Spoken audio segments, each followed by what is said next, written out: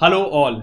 Hi. So I welcome all of you all to the Jahangir Tutorials channel. Today we will be doing the EBCL marathon or your ECIPL of your new syllabus called as your Economic Commercial Laws. Okay. So now in your economic laws, be prepared. I have something in store very beautifully, something more innovative which will help you out in your exams. So let me tell you what it is.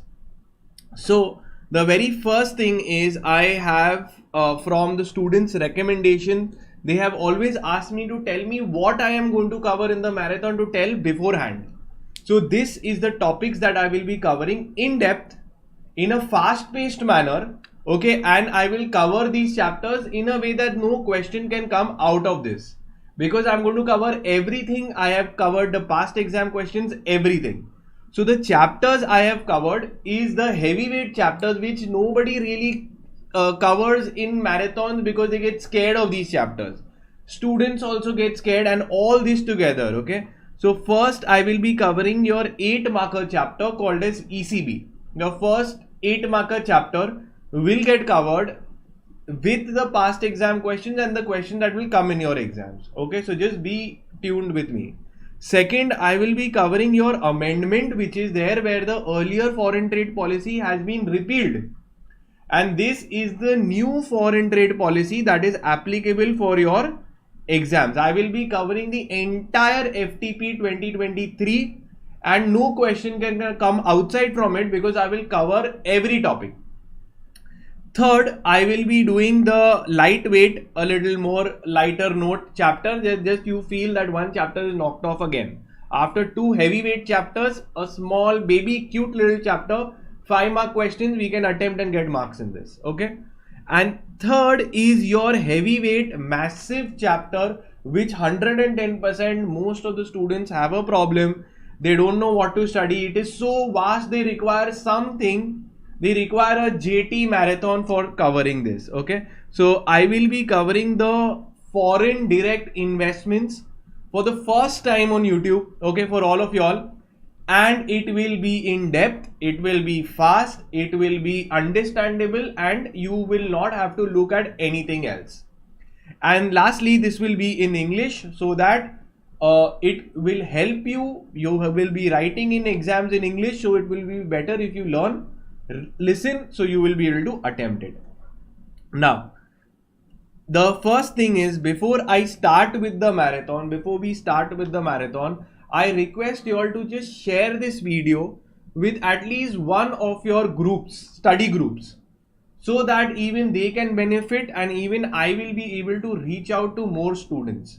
Okay, I want to help all of you all. You'll see that I am not writing, I am making presentations which takes hours and days. Okay, so just I request you all to take the link of this video and share it in any one group at least. Okay, so this is all that you have to do, and at the same time like the video. Okay, don't forget to like it. Now I all ready to crack this exam because the 4 chapters which I have said are heavyweight, you could say combined FTP. This would be around for 30 marks. 30-35 marks easily. Okay, I'm going to cover this for y'all today in approximately 4 hours time, 4 to 5 hours. It will be done, knocked off, done, dusted. You can keep your modules, whichever it is, see your past exam questions, see your module. I'll be covering everything. So I all ready to cover these chapters which should ideally be studied 6 months before, but last moment we want some marathon, some lifeline, and I am here to provide it. So I am ready for success and completing these exams, these particular chapters. So in the sequence that I have said, the first chapter that I will be taking is ECBs. Okay, external commercial borrowings. These are 8 marker chapters and I will be covering in depth. Now, and this is the entire trend. So we will be starting, but before starting the marathon, I have a certain request because these are massive chapters and I want that when I complete, you complete it today only with me. Okay. After the marathon, you will require 4 hours more to finish these 4 chapters. Okay. So what is needed? Listen to me. What you need to do is keep a pen ready. Okay. Pen ready. Shut down all your other things. Distractions should be there. You should be in a secluded room. And third, I want you to write down, whenever I write something, you understand a concept, write it quickly or mark it in module or mark it in notes. Okay. If obviously you are our student, you will have these notes, but if not, you can keep your module in front of me. I cover all this from the module as well. Okay. But don't, because see, these are big chapters which I'll be covering in short time. So I want you to pay full attention and complete it with me. Okay. Now, are we good to go? I require a thumbs up in the chat box that yes, we are good to go. And I will start. I want your undivided attention for 4 to 5 hours. These 4 chapters will get knocked off like you have never studied before. Clear? So keep your book, pen ready, and my assurance, nothing will come outside these thing what I do. Okay, so 8 marker ready to go. Yes or no? I'm looking into the chat box. I need your a kind of a thumbs up. Don't worry, for other chapters as well. This is not the only marathon. I have said that this is the first marathon of EBCL. There will be other chapters also which I will cover. Okay, so there will be other marathons also for company law, for EBCL. This was the first part. Okay, let's start. Okay, great. So keep your notes ready. Let's start.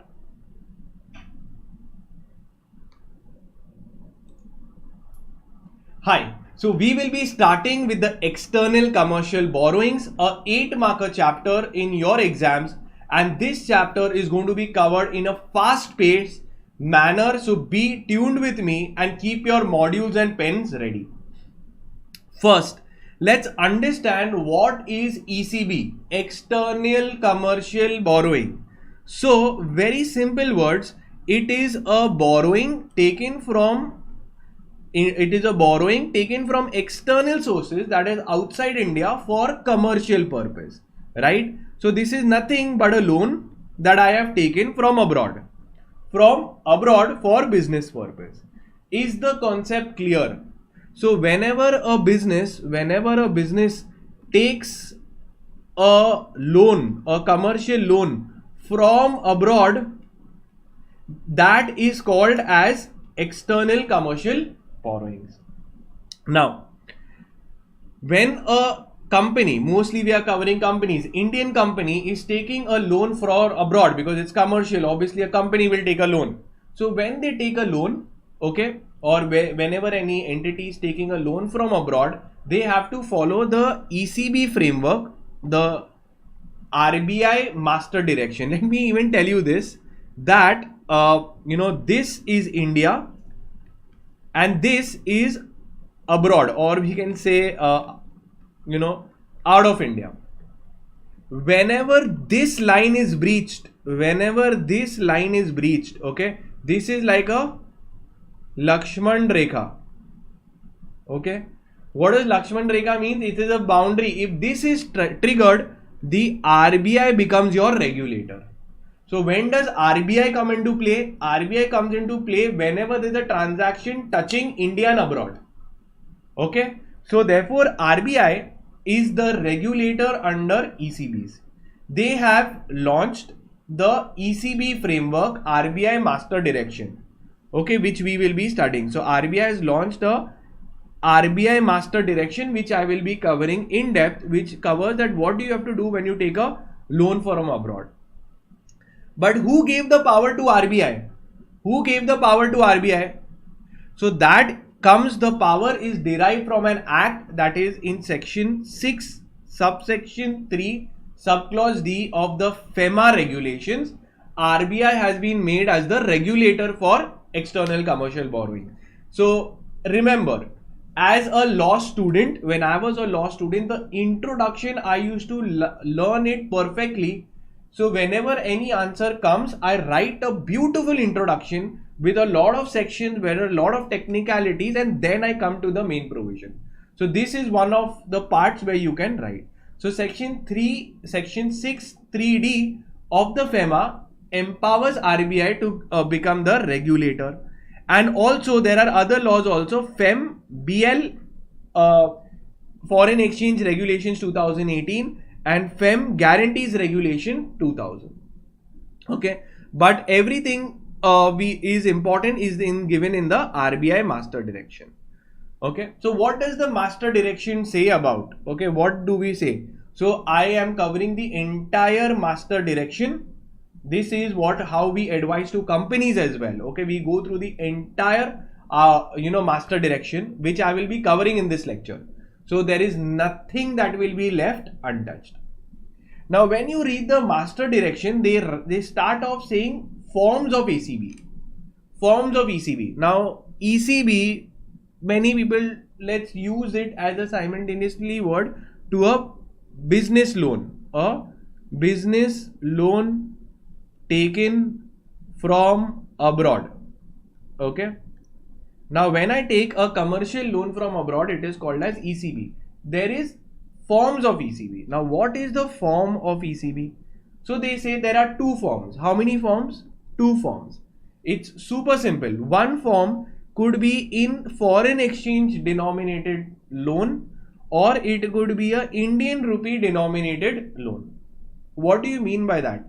So the loan agreement, when you're taking a loan, in the loan agreement, if I denominate the loan in foreign currency, it is a foreign currency denominated loan. Or if I denominate that I have taken a loan of XYZ rupees, I denominate the loan amount in rupee terms, it is called as Indian rupee denominated ECB. Now, let's take for example, in the loan agreement, if I write that I am taking a loan of $1 lakh in the loan agreement. So it will come in track 1 or your category 1. It is foreign currency denominated loan. Now, tell me one thing. Would you prefer to take a loan in foreign currency? From abroad only I am taking a loan, but in the loan agreement I denominated in dollars. Is it good? Yes or no? I want you all to put in the chat box. See, today if I say that I am taking $1 lakh, it is possible that the rupee value depreciates in future, and at the time of maturity I might have to pay more. So what I would want to say that, listen, don't keep in dollars, you convert it. How much does it come for today? It comes, let's say, if assuming today the dollar value is 85 rupees, I'd want to denominate it in rupees. Rupees 85 lakhs. So if I have an option that I can denominate in dollar or rupees, which I should denominate in? So very simple, I will denominate it in rupee terms, because I know that even after a maturity I have to pay the principal amount is 85 lakh rupees only. If I would have denominated in dollars, and let's say that the currency rate goes to from 85 it goes to 90, so I will have to repay 90 lakh rupees to get $1 lakh. So the point is very simple, that you can choose to say in the loan agreement that you want to say that you're taking from foreign source, dollar amount you can mention, or rupee amount. It is always better from Indian party to denominate it in rupee. But obviously foreigners are not stupid. They do not agree and they say no, we want it in foreign currency denominated only. And when you see they say foreign currency, they always say freely convertible foreign currency. Freely convertible means what? Your international currencies, dollar, pound, euro, etc. Okay, so they say currency of borrowing could be any freely convertible currency. And if it is in track 2, maybe the foreigner agreed, then we will put it under the track 2. Now for each one we have rules. Now let's see the forms of ECB, something which they have asked in the exam as well. Now there are types of loan that you can take. See, ECB is actually a loan, but there are different categories of loan. One is a very simple plain vanilla bank loan. I catch a foreign bank and I tell the foreign bank, give me a loan. I will decide how I want to denominate mutually, and that is it. So this is a plain vanilla bond. But can there be different kinds and different structures to represent a debt? Yes or no? This is just one. One is a plain simple thing. Is there other kinds? Obviously you are a CS student, you should know that debenture is also debt capital. Your bond is also debt, right? Because you will pay the bond value, the principal and interest. Same thing, but it is instruments are issued. Same here, whether it is an Indian bond or a foreign bond issued by an Indian party.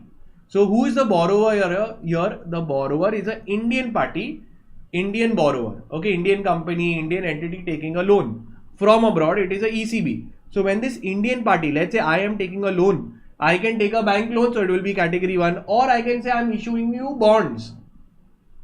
Foreign currency bond, it is issued abroad. So they will give me they will buy the bond and I will pay them principal and interest. So it could be fixed rate fluctuating. The interest rate could be fixed or fluctuating. Sometimes if ever you've taken a bank loan, the bank gives you an option. Do you want to put a fixed rate? This is the interest rate, or you want to keep a floating interest rate basing on something. So debenture is also a bond, right? Debt capital. Then also not only Indian, but also we can say there is something called as foreign currency denominated bonds, whether it is foreign FCCB or FCEB. Now both foreign currency FCCB and FCEB are issued by Indian party. They are issued abroad. Okay, the foreigner will buy the bond and then we have to pay them principal and interest. Now this could be of two kinds. One is, see, both are foreign currency, means they will be issued abroad in foreign currency. These are bonds, so it is a debt capital. It's a kind of a loan where we will have to pay principal and interest. But in FCCB and FCEB, there is one difference. A convertible bond. Now when I say convertible means what? The foreigner will have an option to convert these bonds into equity shares of the Indian issuing company. It is convertible debentures issued. So I issue the debenture abroad, a bond abroad, and tell them this is a bond and it will be converted into equity. So that is a convertible bond and you will get equity shares of my company. But exchangeable bond is where I am saying, listen, when you want to convert, it is also foreign currency, it is also a bond, it is also issued to foreigner, it is also issued by Indian party. But we say that on exchange, on conversion, you will not get my company's equity shares. You will get equity shares of one of our group company called as offered company. So one of the group company shares will be offered to you. On conversion, you will get the offered company shares. Now, if the foreign investor is interested in my group company, he will agree and buy the FCEB.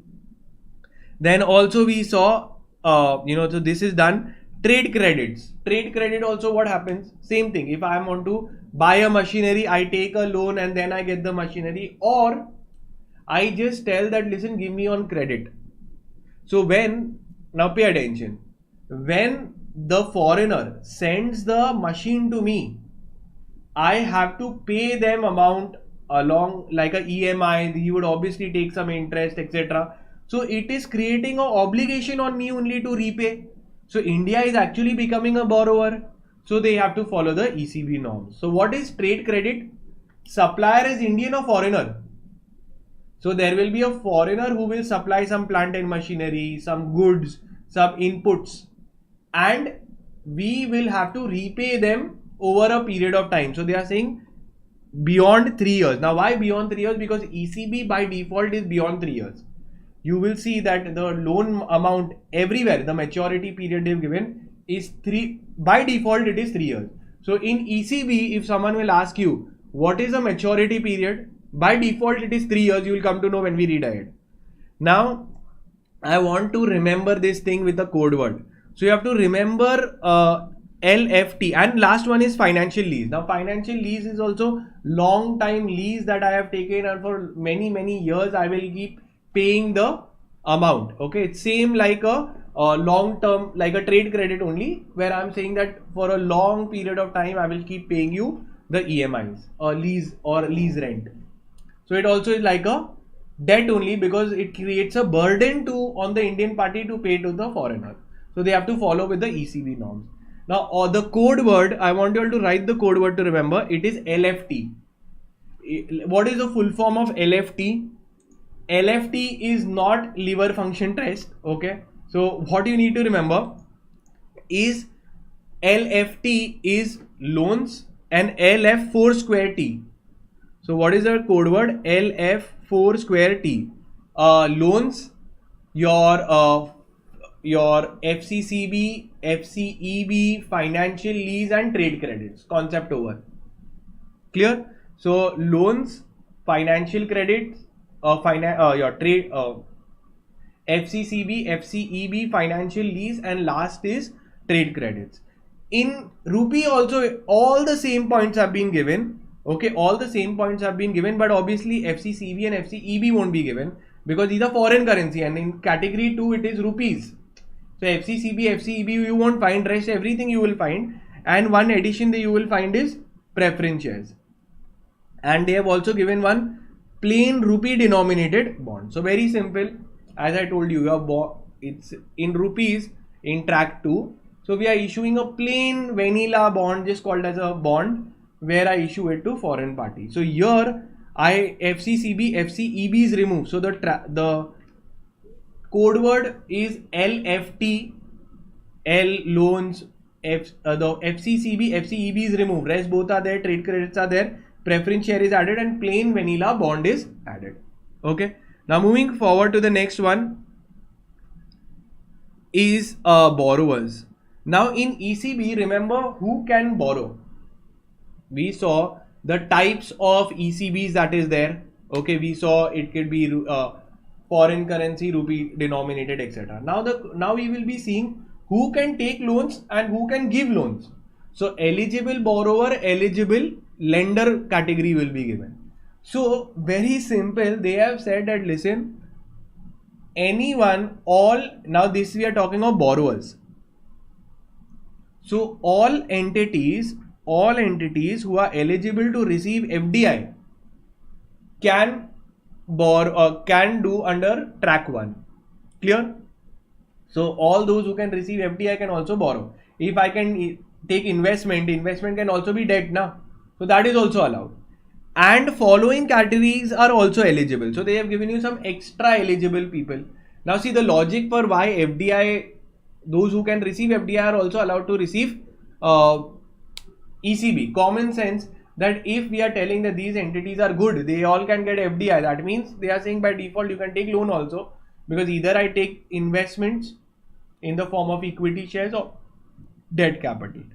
And they have said they are also eligible to raise all these things. Now, which all is there?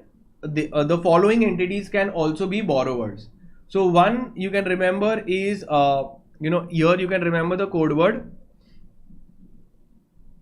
soup ups.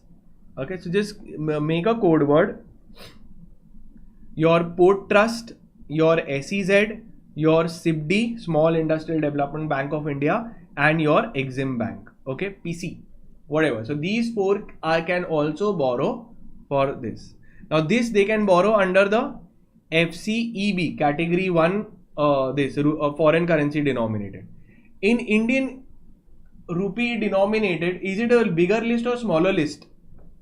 It looks small, but actually it is big. Why? Because in Indian rupee denominated, they are saying all entities who are eligible to raise funds in FCCB can also raise in rupee. So all this, let's say all this is X, all these categories I'm keeping as X. So X can to definitely take under rupee denominated loans, as well as they've given some microfinance activities like NGOs, trusts, cooperative banks, and your registered societies can also take a loan under rupee denominated. Clear till here? Yes. So we did forms of ECB, we did about the borrowers, who all are the borrowers. Now let's see who will be the lenders. Who can give money? From India point of view, we will say anybody who's giving money, pumping funds into Indian company, very good, let it come. But only thing we will say that you should be a resident of a country which is complying with the money laundering laws, which the Financial Action Task Force, the International Organization of Securities Company compliant country. Come from a good country and give, whoever is there from that country can give us loans. Okay. Then coming to the next one is extremely important, the minimum average maturity. That is the tenure of the loan. What will be the tenure of the loan? So I told you, see, we are taking a loan from abroad. So loan from abroad, whenever you take a loan has a tenure, right? They are calling it as minimum average maturity period. That is the minimum period of the loan. So by default it is said that all this will be 3 years. However, there are some exceptions and the exceptions are given below. Clear? So the minimum average maturity period will be 3 years. And the 3 years is there. Before that, no call, no put option is allowed. That means the lender cannot call the loan and the borrower cannot put the loan. That means premature closing of the loan is not allowed. 3 years means 3 years. Minimum 3 years, you want take more amount of time, that is fine, because the logic is Indian party, we want that gets good amount of time to use the loan amount for business purpose. Okay, otherwise if we keep short duration, then loan for short duration becomes more risky. So that is why they've kept minimum 3 years. However, there is exceptions, and these are the exceptions which are also important, where the minimum average maturity is a little different. Clear till here? Let's see. So the first one is categories. Minimum average maturity, different categories are how much? They have given you total 5 categories. How many categories are there? 5. And 4 tenures are given. Okay, only 4 tenures have been given. Okay, so one is 5 categories and 4 tenures. 4 tenures also is 1 year, 5 years, 7 year and 10 years.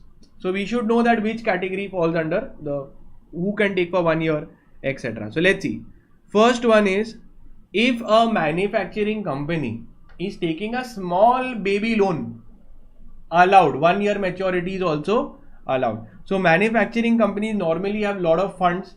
They require sometimes for working capital, etc. So for them, $50 million is small amount. Government has said, listen, if for a manufacturing taking a loan up to $50 million, they can take it this much per year. Minimum average maturity for them will be 1 year.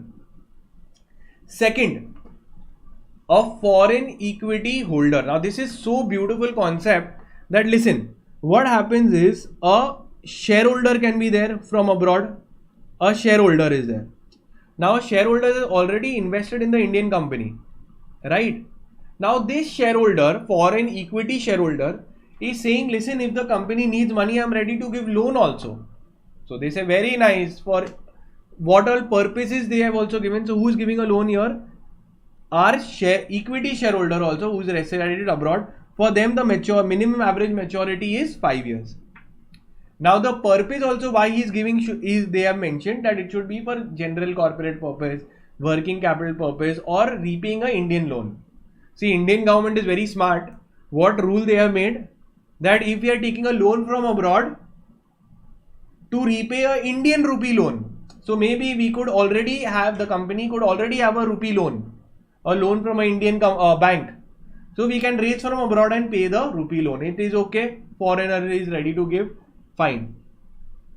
Third category is raised for repayment of rupee loan. So RRL, repayment of rupee loan, availed domestically. That is from India. We have taken from, let's say I have gone to SBI bank and I have taken a loan, and now I want to repay to SBI bank. So I raise, why not raise from abroad and pay it out here? Abroad we get a good rate. So you can do that. So for capital expenditure, expansion, assets, then the minimum average maturity is 7 years. But sir, what if it is repayment of rupee loan domestically taken for non-capital expenditure? Then they have given you here, other than this, then the tenure will be 10 years. Concept clear? 7 years if I am taking a foreign loan to repay a rupee loan, for which, for capital expenditure which I had taken. So 7 years, okay, and 10 years if it is working capital or other than capital expenditure. Now one more point has been given, that listen, on lending by NBFC for the same purpose is also allowed for 7 years. What? One more category they have given here, on lending by NBFC for the same purpose. Means what? So first logic is, what is a on lending? On lending means I take a loan to repay a loan. I take a loan to give a loan. So I take a loan to repay a loan. So let's understand what it is. Will you ever take a loan to give a loan? You will say, what nonsense. Why will I take a loan to give a loan? Because that's not your business. Normal companies will also not do. It will be a NBFC company. Okay. NBFC company, non-banking financial company. Their job is to give loans. So to give loan, they must have picked up a foreign loan, because foreign loans are at cheaper rates, interest rates. You pick up a foreign loan, NBFC can pick up a foreign loan to give a further loan to any Indian company for the above purpose. So on lending means take a loan to give a loan. So 7 years, 10 years over, and one more, if there are 5 categories, that has to be 5 tenures, right? Answer is no. For last two categories, they have kept 10 years only. So good for us. What is the last category? The last category is the general stuff, that ECB can also be raised for working capital purpose or general capital purpose, and even a NBFC can raise to give a loan for the said working capital or general corporate purpose 10 years. So again, what is the scene? Let's take a quick summary. Normal is 3 years. Manufacturing up to $50 million per year is 1 year. Then if it is a foreign equity holder giving for working capital and general corporate purpose, it will be 5 years. If it is for repay RRL, for capital purpose, it is capital expenditure is 7 years. If it is for other than capital expenditure, it is 10 years. And if ECB is being raised not by foreign equity holder but by anybody else for working capital or general corporate purpose, then the minimum loan tenure will be of 10 years. So this important topic is over. Clear? Now come to the other category, which is about negative list. Negative list means what? ECB cannot be raised for the following purpose. What do you mean by that? That I am taking a loan. Can I take a loan to fund my marriage? You say, what nonsense. That is, purpose is not allowed. So this is what we are saying, that where you can use the money. Okay, commercial purpose, which all commercial activities are not allowed. So I really don't know the list. You also don't know the list, but we will crack it with a code word. The code word is Grover I. What is the code word? Grover I. And just by seeing this Grover I, we will crack all the categories in the list. Ready? Yes or no? So let's see. Grover I, and we will this. First one, G. G is general corporate purpose. Done. Now, but sir, general corporate purpose was allowed. So then they go on to say in the last line that listen, all these things are there, but if it is given in the table above, then it is allowed. For other than the table above, in the minimum average maturity, whatever is given, that all is there, it is allowed. Other than that, it is not allowed. Means what? So this is the negative list. The negative list is generic. If in the the minimum average maturity they have given foreign equity holder we are taking, then it is allowed. For all other purposes, it is under the negative list. So from the Grover I, let's complete. G is for general corporate purpose, not allowed other than what is given in the MMP. R is for what? Again, repayment of rupee loan. But if it is for it is falling under category in that minimum average maturity given in the ECB norms, allowed. Then O is on lending. Take a loan to give a loan by NBFC is also in the negative list unless it falls under that above category. Okay. So we are done. O. Now W, working capital, same. E, investment in equity shares. R, real estate, and I is investment in capital markets. Clear? So this negative list is extremely important. Sometimes students don't remember. So the exceptions which are given are actually just of the minimum average maturity they have put up. So I want you to write a line like that for wherever all this is there. That listen, except in specified in the MMAP which we just did above in the ECB master direction. That is it. Cut short, smart work, finish. Grover I, general corporate purpose. R is for real estate. O is for on lending. W is for working capital purpose. E is for equity. R is for real estate and repayment of rupee loan. and I is for investment in capital market. See, your investment in equity shares is also not allowed. Investment in capital market for bonds, debenture, other than equity is also not allowed. So negative list is perfectly done and completely done, and we are sorted. Okay. Now moving ahead to the next one is the exchange rate. Now let's understand what is the exchange rate here. So very simple. Pay attention. I can tell all these topics extremely well because I have done all this in our firm. We do all this category work. Okay. So now let's understand exchange rate. Now what does it mean? So once what happened is, let me explain practically to you, that a foreign party transferred the funds. Now obviously they will transfer in dollars or whatever foreign currency, but mostly it is from USA that funding comes. So then in dollars the money has come in your bank account. They have these authorized dealer will say that your account has been hit by so much dollars. Now the money has come, loan amount has come, but now we will have to convert it into rupees to use it in India. So what exchange rate you will take? So will we take the exchange rate when the money hit in your account? That is not on that day. We take the date of the agreement. Concept clear? Always, by default they always think, because we don't want to see someone's bank account, tell him to give him his statements. We say what is given in the loan agreement. That day, whatever is the exchange rate, on that exchange rate it will be converted. Concept clear? Yes. This is when they are giving the loan. Now we will also, if we get a loan, we also have to repay. When we have to repay, now let's say the maturity period is over, 3 years is over. Now we will have to arrange the dollars and repay. So while I will take my rupees, I will convert it into dollars and repay. So that time, what exchange rate will be taken? Obviously on the date of settlement. So that time, whatever rate is there, that we will take. So on the settlement date will be taken. So for conversion to rupee, so when I convert it into rupee, that is the time of repayment, the rate prevailing on the date of settlement. Now one more thing they have said, that listen, if the exchange rate, if the lender is agree to a lesser exchange rate and good for us, we will take that.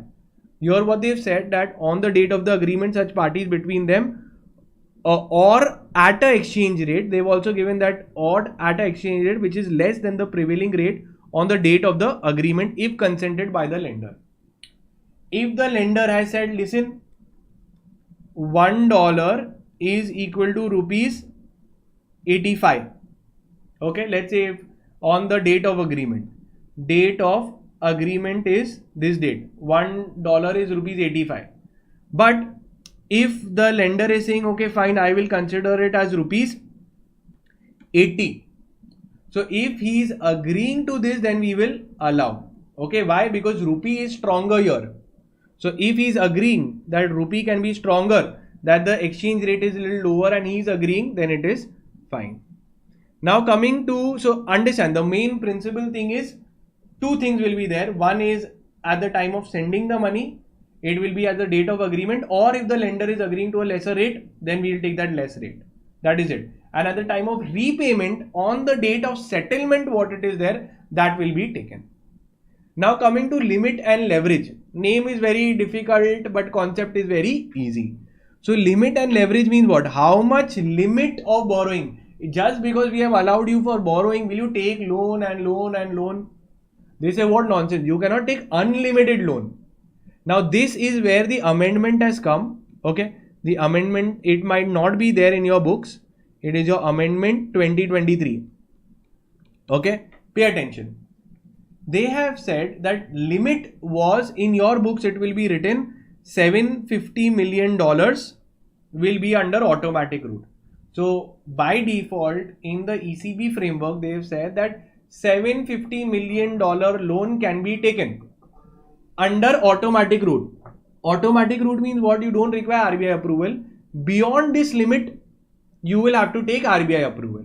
Concept clear? So limit means how much amount of limit of loan you can take. 750 million. This limit has now been increased.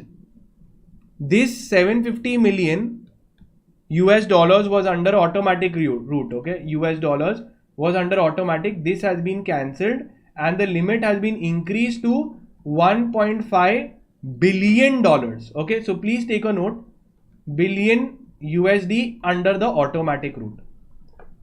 So again, what is the limit under automatic route? It is 1.5 billion. Previously, before your 1st August 2022, the limit was 750 million. Please note the change and highlight the change in your exam as well.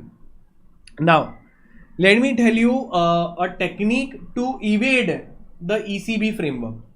Okay, to make a fool of RBI, to make a fool of the entire provision. What companies used to do, that listen from pay attention. Now I'm showing you some practical tips on fooling people. So let's see. First, what did they do is they said that foreign equity holder was allowed to give a loan, right? Allowed to give loan to Indian company, etc., Indian entity, right? Foreign equity holder. So if a person was not an equity holder, they could not give loan under the ECB route. So then they said, yeah, let's do one thing. One thing we will do to get a loan from a foreigner and smartly evade the ECB framework, the detailed thing, we will just allot one share. We will allot one share and take a loan of big amount, big loan. So government said, what nonsense, you are fooling us or what, just to make him a foreign, because they have not told you foreign equity holder holding how much percentage. So we'll just allot one share and say he is a foreign equity holder and take a loan. So then government said, listen, don't fool us, and they kept a debt equity ratio of 7:1. 7:1 debt equity ratio they have kept. What do you mean by 7:1 equity? If he has equity of 1, he can give a loan up to 7 max. So ECB liability equity ratio is 7:1. So the company can take a maximum liability of 7 if he has contributed 1 towards equity. So I've given an example also that if his equity holding is $1 million, he can give a foreign loan of max $7 million. Concept clear? 7:1 liability to equity ratio. This liability to equity ratio is not applicable if we are taking a very chotu, small little cute little loan, just like my hairstyle, small little whatever. So it will be up to $5 million. The 7 million thing will not apply. So even if one share I can take up to 5 million, because that 7:1 ratio doesn't apply. We are taking small loan up to $5 million. Okay, then moving forward to parking of ECB proceeds. Okay, this is also very, very important.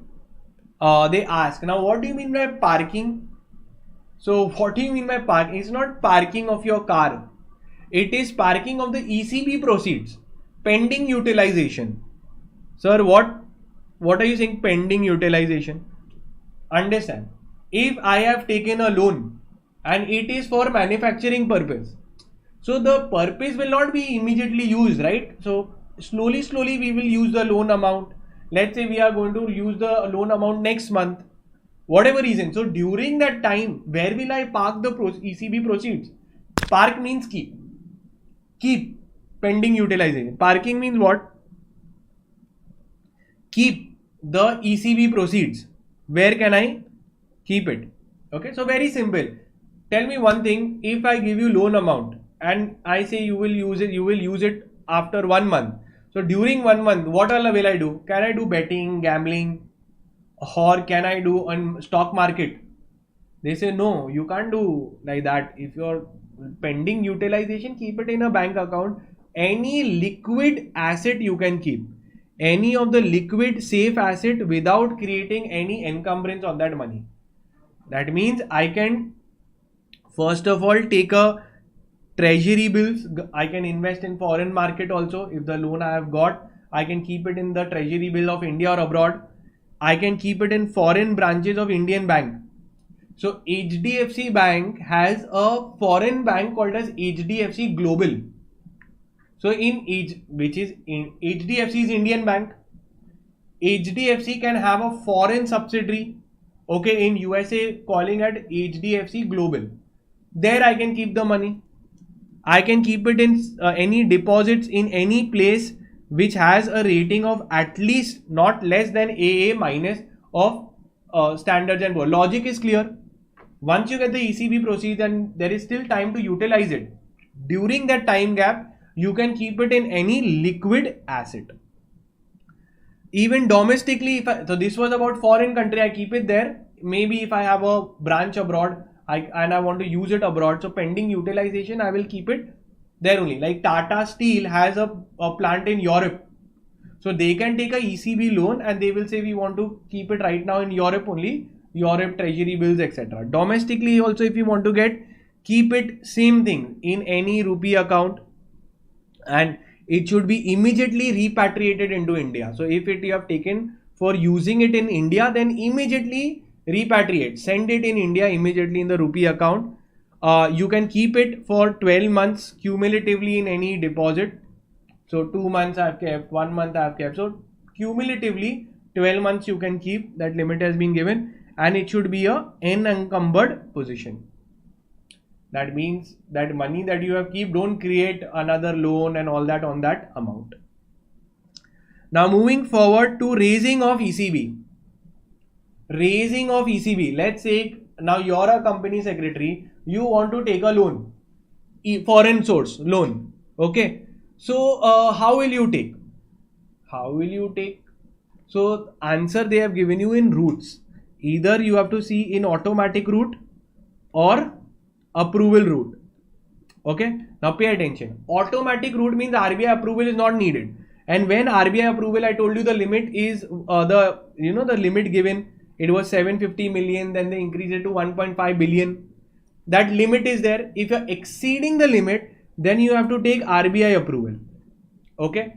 Next, to do all of this, also you have to fill a form called as Form ECB, giving them the details of the thing. So remember, what is Form ECB? If you've taken a loan, then you have to file the Form ECB, and this always the company interacts with the authorized dealer who further talks it to RBI. So we will fill the Form ECB. Okay. Then AD Bank talks to RBI. Remember, and they have given you a particular department also of RBI who AD Bank will talk to. AD Bank is where your HDFC Bank, wherever your bank account is open, which is entitled to deal in foreign exchange, who has got authorized to deal in foreign exchange by RBI. So they are the intermediary. You don't directly call up the RBI governor and tell him. Okay. So Form ECB, automatic approval routes. In approval route also, in the back end, what happens? There is an empowered committee who will analyze that whether approval should be given or not be given and putting down the terms and conditions. Clear till here? Then moment you fill your Form ECB, the AD banker will inform RBI that listen, this is the details of the form. RBI will revert and give him a LRN number, loan registration number, that this is the loan, so RBI can track it. Okay, they will tell the AD banker will give you. So the borrower, they get a LRN number for every ECB that they have taken. Okay, just like you get a transaction ID, this is the transaction ID. When you do fill Form ECB, you get LRN number. Clear? This is the procedure. Very simple procedure. And in the back end, if it's approval route, they talk to empowered committee. Now coming to the next one, whose responsibility is to comply with the ECB guidelines? Let's understand, there are two parties, foreigner and Indian borrower. Who do you think RBI will catch if the compliance is not done? Indian borrower or foreign party? I want you all to put in the chat box. What do you think? Obviously, they will catch the Indian party. Where you will go to catch the foreigner abroad? You will just tell the Indian party that listen, all the compliances you need to do. So simple, the primary responsibility will be of the borrower, Indian borrower who is taking the loan. Then again, they have said that the Indian borrower should not act smart. And not create structures which bypass the ECB guidelines. And if you do, then penalty is always waiting. Now coming to reporting requirements. Again, one form so I have told you. Remember that there are two major reporting this, and I hope you know it. Okay. So let's see which are the two important ones. First is form ECB. I told you at the time of taking the loan, only you fill your form ECB, get a LRN number. Next is an LRN number you will obtain, right?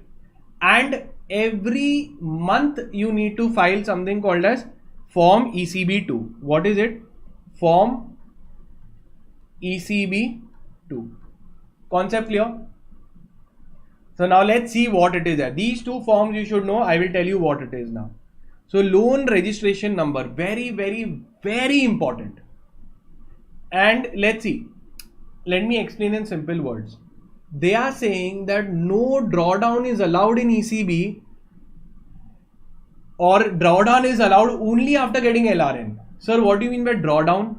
So drawdown means taking the loan, debiting your loan. If I've got the amount has been credited in my account, the debit to use the money, I cannot use the money only till I get the LRN. So any drawdown in respect of ECB can happen only after obtaining the LRN number. So as a professional, remember that if the funds have come, don't tell the company don't use the funds. By mistake, you might use the funds thinking that compliance will happen with time. No.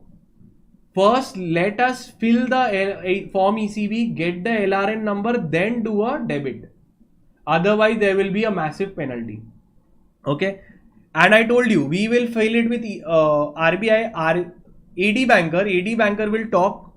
AD banker will forward one copy to the director of RBI, Department of Statistics, Information Management, ECB division. So there is an ECB division, Department of Statistics and Management. Clear? To whom AD banker will inform. Changes in the terms also have to be reported to in 7 days by filing a revised ECB. Let's say if there is a change, we change the interest rate, or there is some, what do you call, whenever there is a lender and borrower, they have some restructuring of loans. When that happens, then within 7 days inform RBI by filing a revised form ECB. So I have done with form ECB, but I have not told you what is ECB2, which is again very important. So borrower are required to report the actual. So I'll tell you in short first. Every month we are going to make a EMI payment. So RBI wants to know how much you have paid, how much is pending. So that will come in form ECB2. If imagine I have not paid any amount, I have defaulted. So still they say file a nil return, but file this form ECB2 every single month. Clear?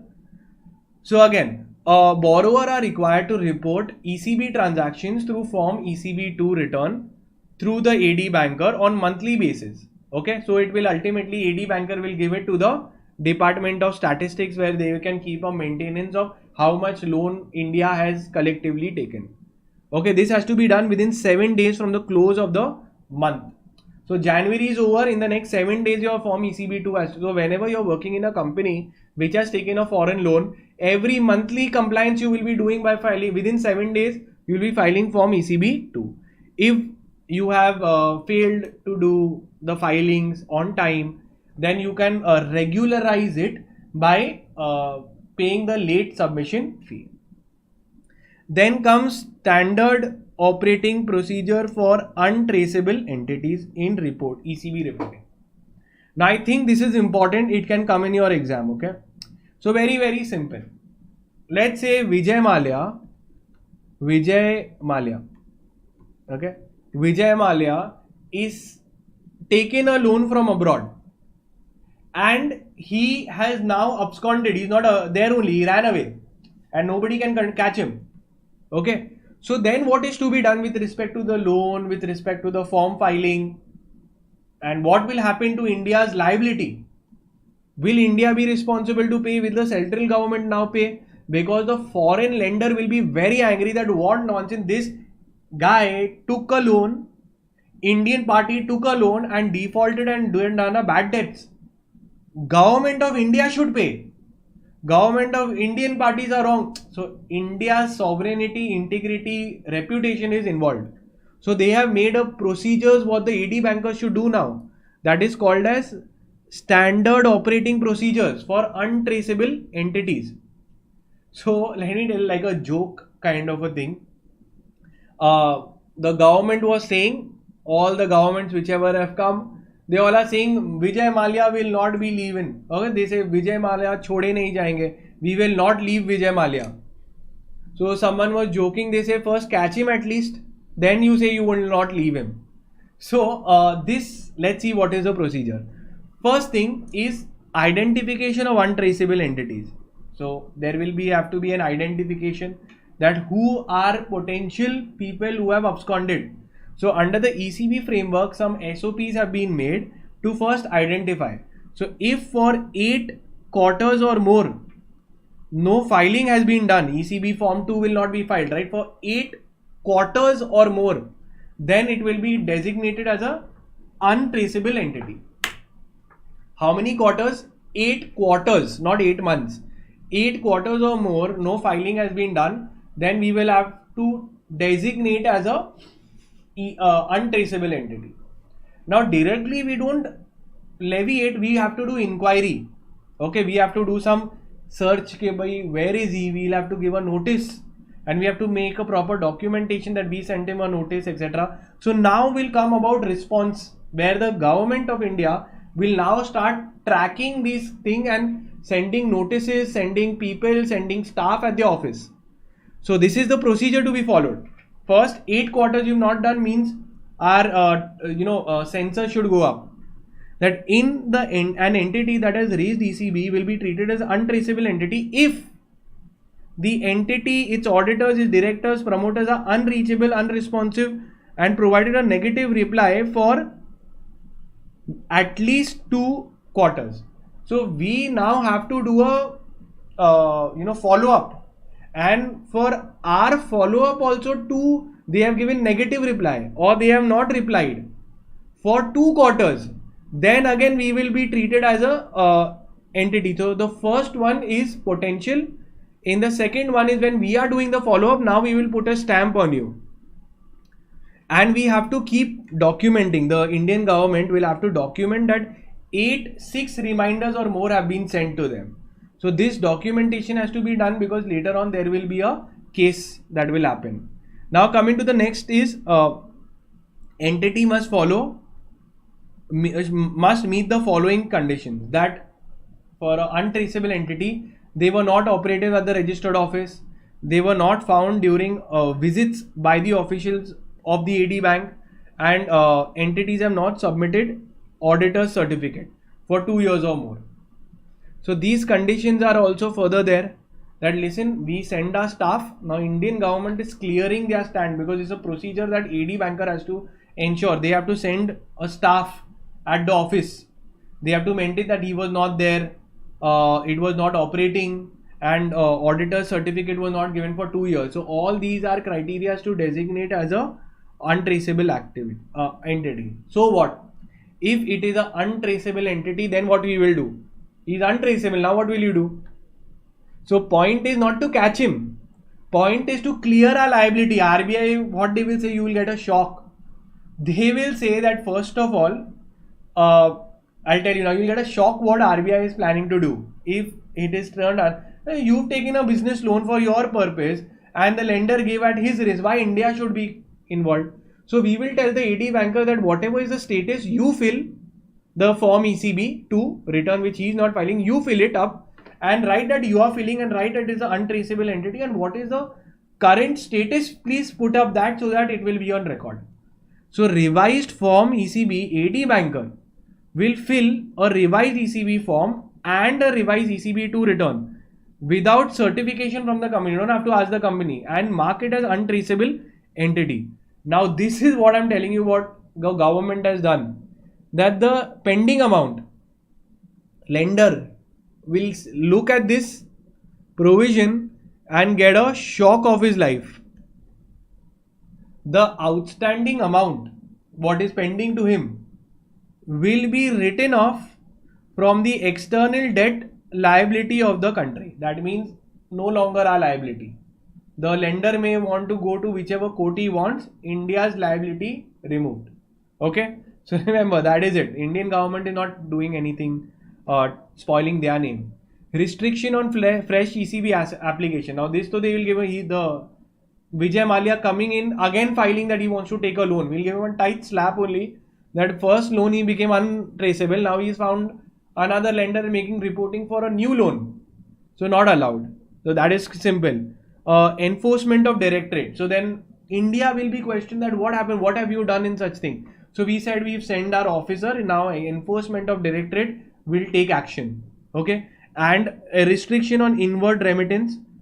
No loan can be taken anymore under the automatic or auto route anymore for such companies. Okay. Now conversion from debt to equity.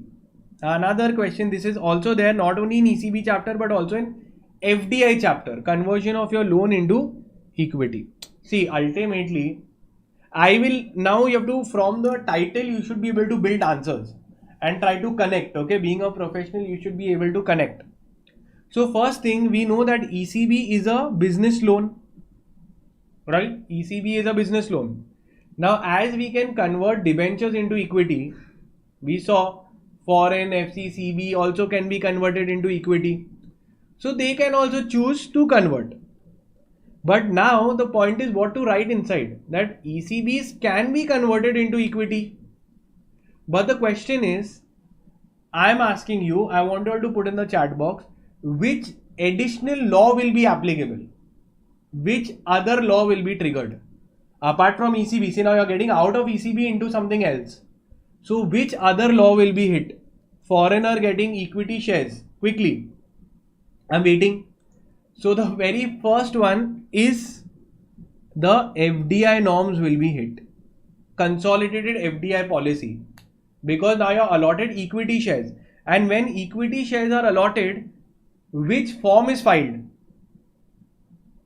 Which form is filed? I want you all to put in the chat box that whenever equity shares are issued, which form is there?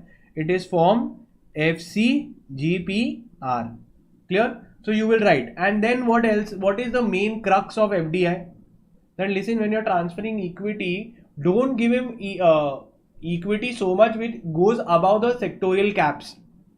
So you have to adhere to the sectorial caps. And the pricing guidelines also have to be followed. How much, what is the conversion ratio, etc. has to be as per conversion ratio, and the pricing guidelines have to be followed, which is given under FDI norms. Concept clear? So meaning they can convert into equity, the unpaid amount they can convert into equity. You have to comply with the FDI policy. Okay, now when you want to convert, can the lender suddenly get up in the morning and convert it? No, you require a lender's NOC, a lender's consent. That's common sense. You have to comply with the sectorial caps. You shouldn't give up equity shares to an extent which is not allowed. The government keeps some maximum upper limit. So that much has to be there. Reporting to RBI. Now reporting will be there in form FCGPR because shares are there.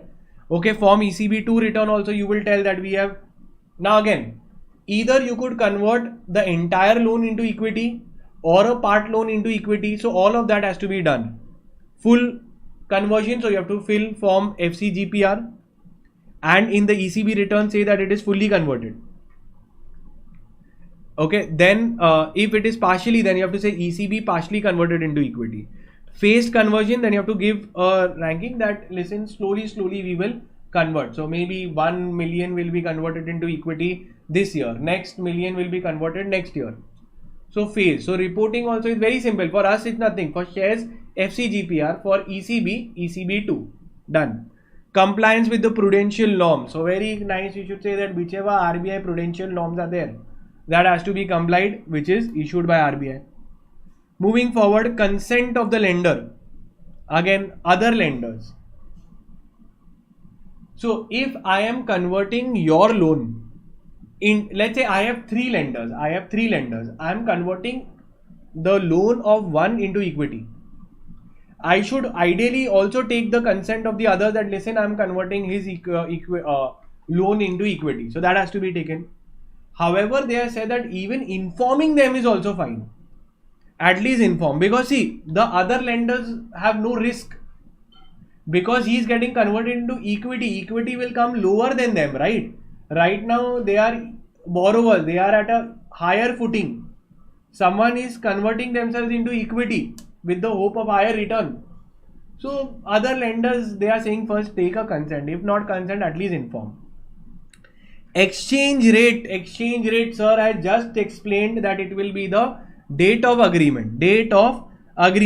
Unless they are agreeing to a better rate for India, then it is fine. Lower rate, then it is fine. Okay, so this is there. So date of agreement we will write. Now coming to another thing which is also my particular favorite is hedging. Because see, all of this, okay, all of this is something that I practically do and I practically enjoy doing. Okay, so let's see. Hedging means what? This is there in the stock market. I used to teach in the Bombay Stock Exchange, and in my Instagram also I have a particular thing. You can check it up. Okay. So now coming back to the concept hedging. Hedging is a concept which I do whenever I'm dealing in currency. I'm doing currency hedging. When I'm dealing in commodity, I do commodity hedging. When I'm dealing in stock market, I do commodity this. So here they are saying that, listen, now pay attention to what I'm saying quietly. It's a concept which goes bouncer to people. First is, I have taken a foreign currency loan, let's say of $1 million. Okay, so let's say I have taken a loan of $1 million. Tomorrow it is possible that the exchange rate from 85 goes to 90. So where I had taken in rupee terms, I had taken of 85 million rupees loan I had taken. Now I have to repay higher 90 million. So there is a forex risk, because the currency rate might go down or rupee might become weaker and I might have to pay more rupees to get this loan dollar amount. So how do I do it? How do I hedge my risk? How do I protect myself from this foreign exchange fluctuation risk? So the very first is a natural hedge. A natural hedge is basically where I export equivalent amounts at least in that country. So if the foreign exchange rate goes down, so I have to pay at 90, but I will also receive at 90. So if I have a 1 million receivable, so whatever it is there, the exchange rate will get set off where I have to pay more, here I will earn more. So exporting in that same country of at least the same amount is called as a natural hedge. I don't have to practically do anything. In my business transaction only it is covered. Next is your financial hedge. Now financial hedge is I have to take some financial instruments, some active measures to hedge myself into derivative products. So in derivative products you have you have forwards, you have futures, okay, which I can deal in, and there is swaps that you can do. Now in financial hedge, I'll just explain very simple. You just go to a bank and you tell the bank that, listen, I have to repay. What rate you will give me, tell me now only. So I'll fix myself. In forward contract, I go to a bank and I say that, listen, after 3 months I have to repay $1 million. I am very scared that the exchange rate might go very weird. So just give me an exchange rate, I will fix it, and my reg is I will get at that rate only. That's a forward. Future is also there, swap also, I'm not getting into that. So now guidelines. So first thing is they are saying that, listen, it is always advisable to do it whenever you're taking a foreign currency loan, and you have to cover the hedging has to be done not only on principal but also the interest rates. Tenure and rollover, so minimum tenure of 1 year financial hedge would be done, and if the loan amount is there, then you have to keep rolling it also. So the contracts keep extending so that your hedge also keeps on increasing. Natural hedge can also be permitted if I have anticipated cash flows from that same country, revenues from that same country. Okay, overseas investors can also do hedging if they want in India. Now okay, now coming to a concept for special dispensation Dispensation means what? A special provisions for oil and marketing companies. So oil and marketing company, Bharat Petroleum, etc. For them, government has made some rules. But ideally, it is very same, and you will be able to write it down as well. So for oil and this company, what they're saying, they can take it for working capital purpose. They can take it from recognized lenders under automatic route. Their maturity period is the normal base maturity period is 3 years. Ceiling for ECB is 10 million. So this is something new. Rest all was all same. That they can take a loan for maximum ceiling for them is $10 billion. Okay. They have to do some risk management practices, policies also, because they are also taking a risk.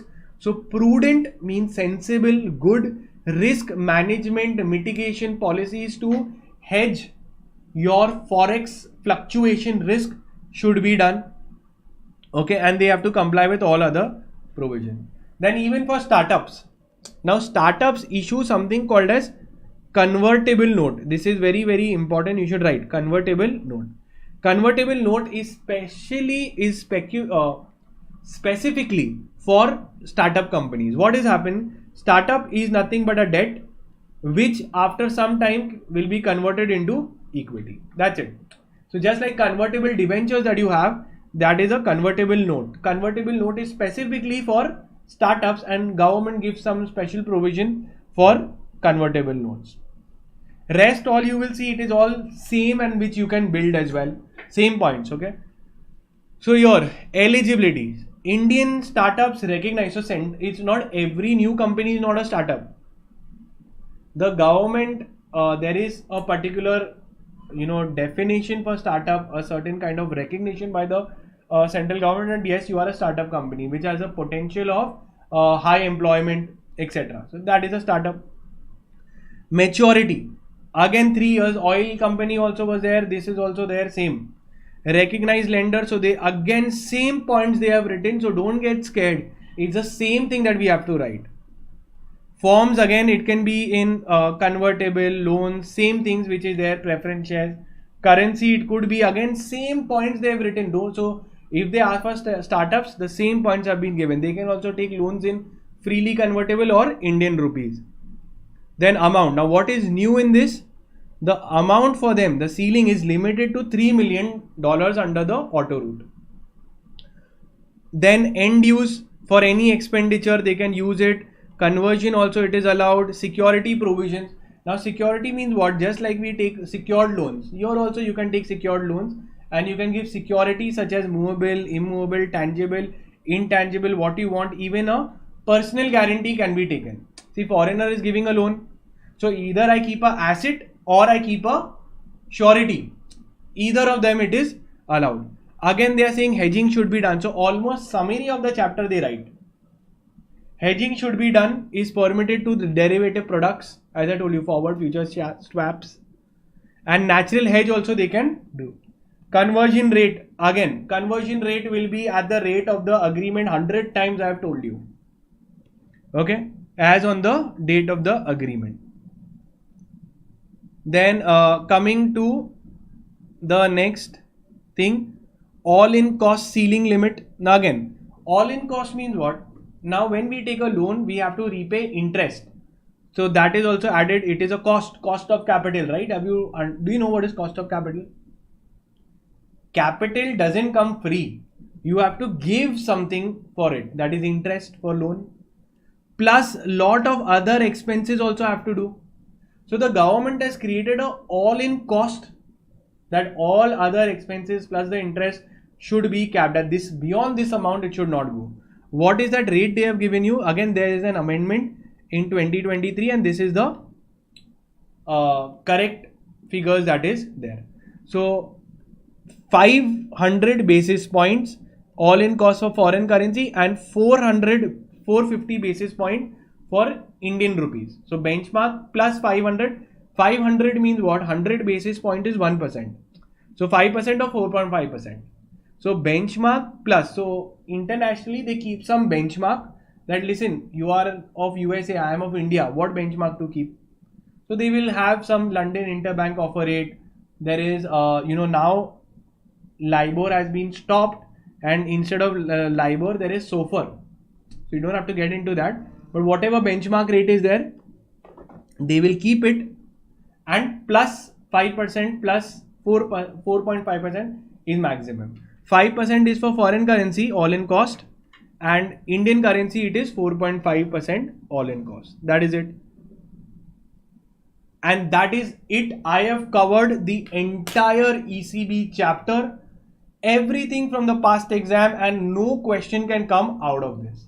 Okay, so all I want you all is to share this video with your friends, inform your friends as well. Okay, so I want you all to confirm whether you've understood everything beautifully, yes or no. Okay, everything you have understood, yes or no. So we can quickly begin with the second marathon. Okay, with the second chapter. ECB I have covered.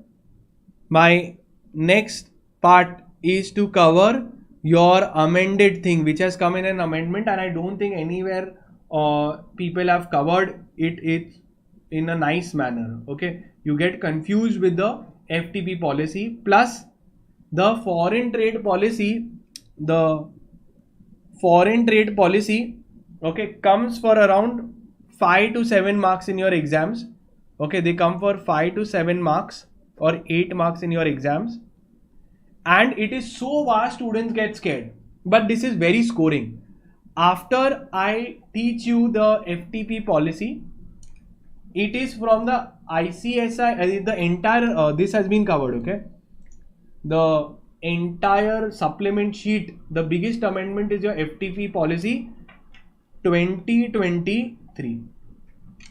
So I will be starting with the FTP policy 2023, but I want you to take a book and pen and write down, because remember that you just have to build a answer. These are very simple, direct questions will be asked. I'll just give you keywords. If you write it down, your chapter will be done with me. I will take a 10-minute break. Okay, 10-minute break, and we will start with the FTP policy. Okay, break. Okay, and we will start, let's say around 1:15 we will start. 1:45. So 1:45 we start. 1:45 p.m. we start with FTP 2023. Okay. In the meantime, I request you all just to share it in one group at least. Okay. I want more and more students to know, especially students from South India. I take these lectures for you all, especially because you don't have much assistance, and I'm there for you all. So please share it. Let all your friends know about this. I will see you all at 1:45 with FTP policy. One shot I will cover, but when you're coming back, remember I need you with a book and pen, writing down things which I tell you, because that's all. You just require pointers to build an answer. That is it. I will see you all in 15 minutes.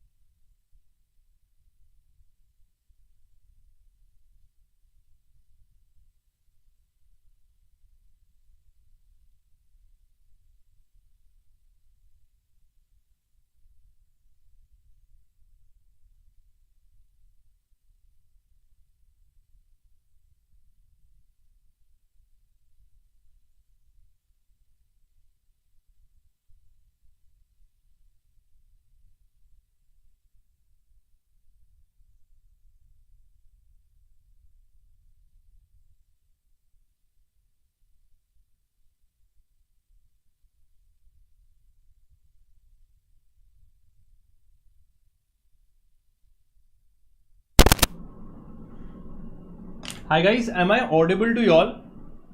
I need a confirmation from y'all in the chat box so we can quickly start.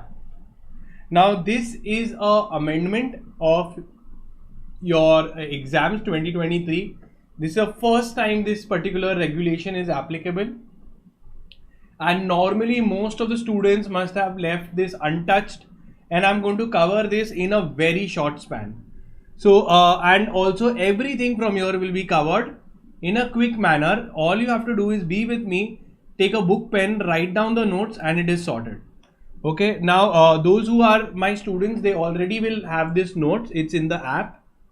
For all the other students who are there, they can use the ICSI amendment sheet which is given. You can use it. Okay, so good to go. Can we start? Yes or no? Okay, great. Let's start and begin.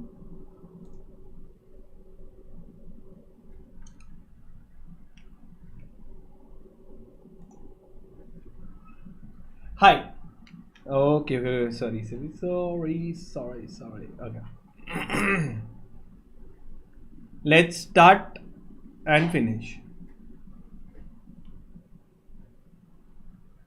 Hi. So we will be starting with the Foreign Trade Policy 2023. Now this particular FTP policy is the first time it has been introduced, and this is a completely new particular topic. The foreign trade policy of earlier foreign trade policy has been repeated. Now this has a weightage in your exams of 5 to 8 marks. I will be telling you that some strategies and tips, so pay attention. How to finish this vast topic and get full marks. This is a very simple chapter, very easy, very predictable, and you can score marks. Questions from here will only be direct questions. There will not be any situational questions from here. So when I tell you direct question means what? Directly the concept will be given, you have to write. So what you need to do for your FTP policy, the strategy I will tell you. First is learn the introduction extremely well. I will teach you which introduction to write. You have to have your introduction extremely well, because any concept comes and it will come maximum for 5 marks, one answer. So 5 marks, the introduction itself will take you half a page, 3/4 of a page, and it's, you know what you're writing, so it will be good. Second is you don't need to know every single line given in the FTP policy. You need to know the concept, know the keywords from every important concept or topic. Clear? This will be the strategy. Now, what is important? Okay. Yes, this is applicable for the old and the new syllabus students. Okay. Now, what is important, I will tell. So wherever I am stressing, I will tell that this is important from exam point of view. I will cover all, even in the past exam question, which all they had emphasized in the current FTP policy, I will tell you. So nothing beyond this lecture you will need. Okay. So you need to take a book and pen and write down the keywords against the concept. Okay. So let's start. The introduction, all of you all will be writing in the exam. Okay. Because that's how you will prepare your answer. So let's start. The Foreign Trade Policy 2023. Now what is a FTP policy? FTP policy is a guideline which regulates foreign trade, that is import-export. Now the legislation governing the foreign trade. Now Foreign Trade Policy 2023, it is a policy. It will derive its powers from an act. The name of the act you have to mention, the section number of the act you need to mention. Okay, so you will write the legislation governing foreign trade. It is your Ministry of Commerce and Industry that governs the foreign trade policy. The foreign trade policy has derived its powers from section 5 of FTDR Act 1992. Foreign Trade Development and Regulation Act 1992. All of you all have to mandatorily write this in your exams. Then the foreign trade policy earlier, now we call it as foreign trade policy, but earlier it used to be called as the EXIM policy. If you want, you can write. So choose your sentences, choose your keywords, choose your key sentences, because all you need to do is build an answer. Now, further, all of you all will also write this, that what is the aim of the FTP policy. See, this policy for foreign trade has a target, has a certain aim. What is the aim of the policy? That we want to make our exports to $2 trillion by 2030. Again, this is something that you will write in the very start of your answer, that the foreign trade policy 2023 aims to triple India's exports to $2 trillion by 2020. Currently, it is $60 billion. They want to triple it to $2 trillion. That is the aim. Then I think they can just ask this. You can just remember that the foreign trade policy has 4 pillars. Just for quickly finishing it off, has 4 pillars. That means foreign trade policy has 4 key things in it. One is they talk about ease of doing business. So you will see what all provisions have been done to make it extremely easy to do business in India. Second, we are going to target certain areas and develop them into export hubs. Okay. We will develop certain districts. Now all this is covered in the policy, so don't worry. What is the SCOMET policy? If you want, you can just write all those things which is we will be learning. So this is just like a index. Then in the FTP policy, the main key thing is export promotion. Export promotion through collaborations and various efforts, but the main objective is export promotion. And in the particular policy, they have spoken about incentives. Incentives is certain benefits to exporters. Remission is refund, exemptions, everything is covered. So it's just like theoretical. Now, coming to the next thing after the introduction, for every answer you will write the introduction. Ministry of Corporate Affairs, section 5, Foreign Trade Development and Regulation Act you will mention. Then you will come and write the administration of the FTP policy. Now what does the administration mean? Who is the person responsible, your first point of contact for importer exporter? If there is any dispute, who will decide? So the answer is for DGFT, very very important, who comes under the Ministry of Commerce and Industry, as we saw. So remember that the administration is with DGFT, the Ministry of Commerce, Industry, Government of India. Okay, their headquarters is at Delhi. So again, extremely important, you will quote it in your answer to build the answer. Then you will write, because a question can come, write a salient features on the FTP policy. Now, duration of the FTP policy. Earlier FTP policy used to be for 5 years. They used to give FTP policy 2015 to 2020. This FTP policy doesn't have a deadline. So this policy that we are doing will be there for, imagine 5 years already used to be there. This is going to be much more. So till your new syllabus becomes an old syllabus, this will continue. Okay, so 5 years, so it will be there only, this policy.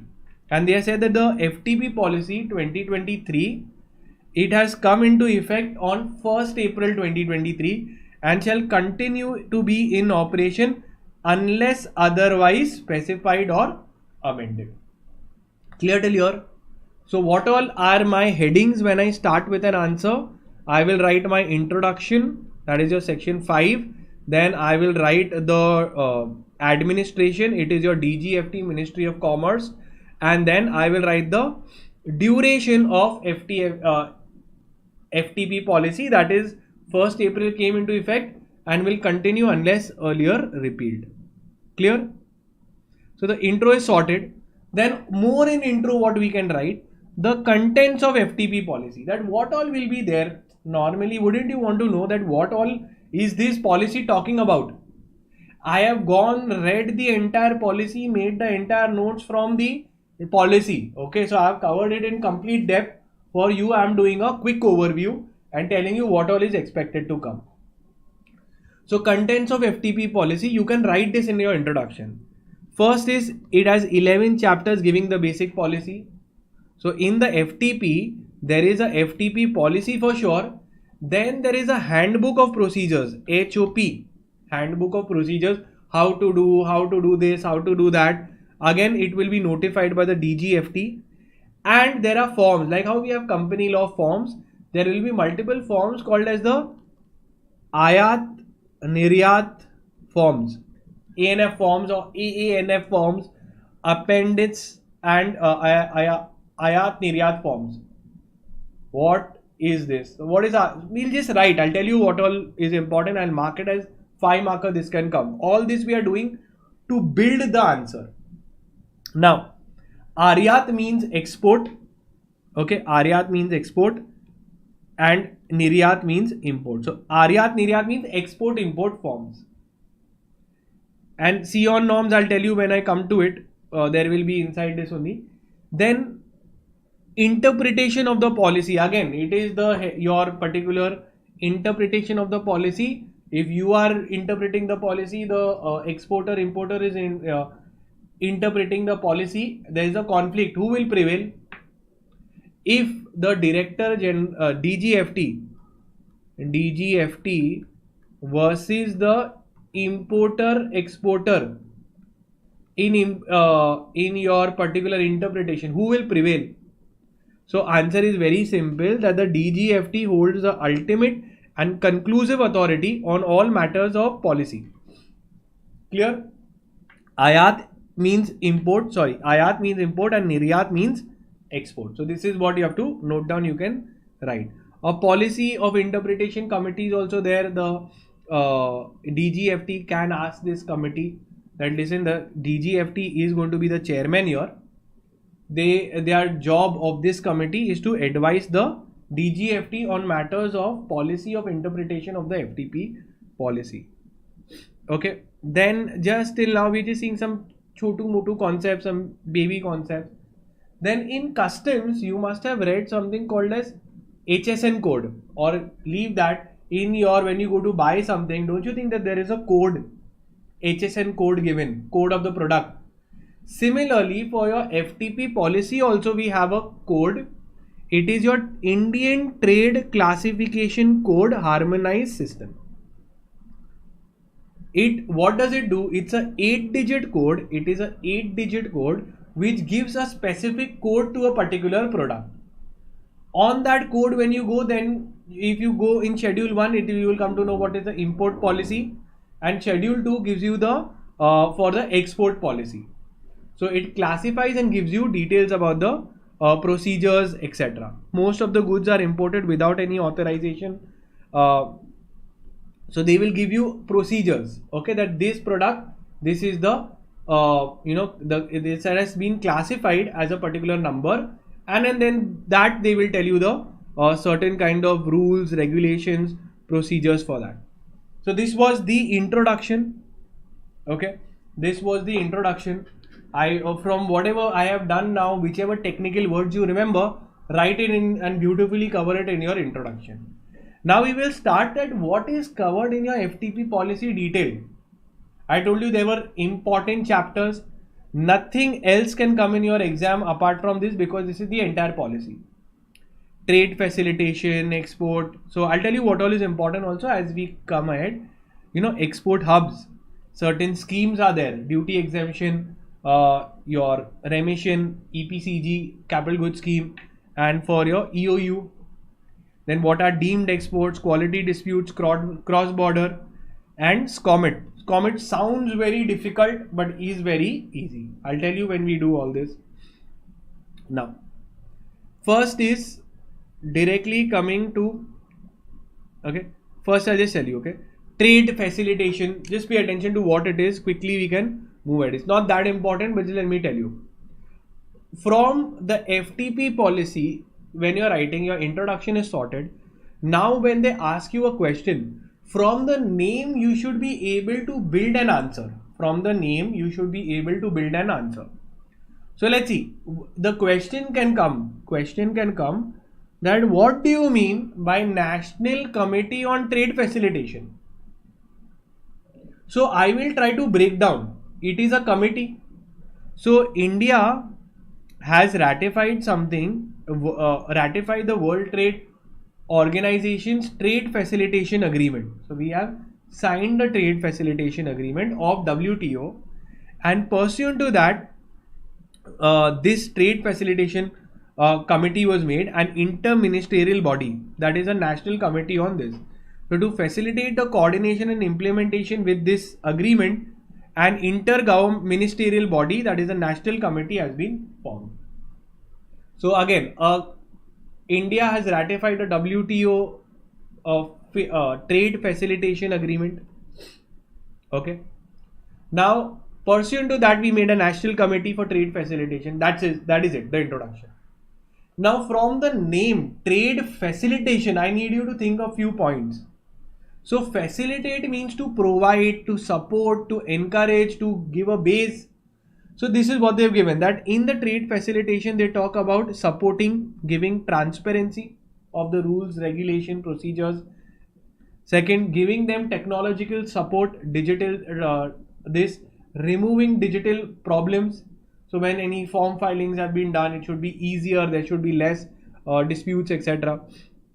Simplification of procedures and infrastructure, because when you're importing, exporting, you require things, right? You require roads, railways, etc. And in trade facilitation, okay, when we are saying of trade facilitation, some of the points for trade facilitation, what all has been done. So I will write that trade facilitation is something from the WTO. We made it a national committee, and basic things what all is there. So we made a single window clearance. Second, Niryat Bandhu scheme. Niryat means exporters and Bandhu means friend. So we made a scheme for treating the exporters as a friend of India and supporting them wherever they need. A dedicated portal has been created called the dgft.gov.in. We made an effort for trade facilitation by making a paperless environment and giving a 24/7 help facility. Okay. Now, this is it with respect to the trade facilitation. So, your first question, trade facilitation. So, in trade facilitation, you'll write the introduction as I taught you. Then you'll write about WTO. You'll write about what all measures have been taken to facilitate. That is it. Okay, so first, I hope you've taken that note. It's still not that important. I will tell you what is important from exam point of view as well. Right now, I'm covering almost most of the things, but I will also tell you what is important. Now, goods in your FTP policy are classified into three categories.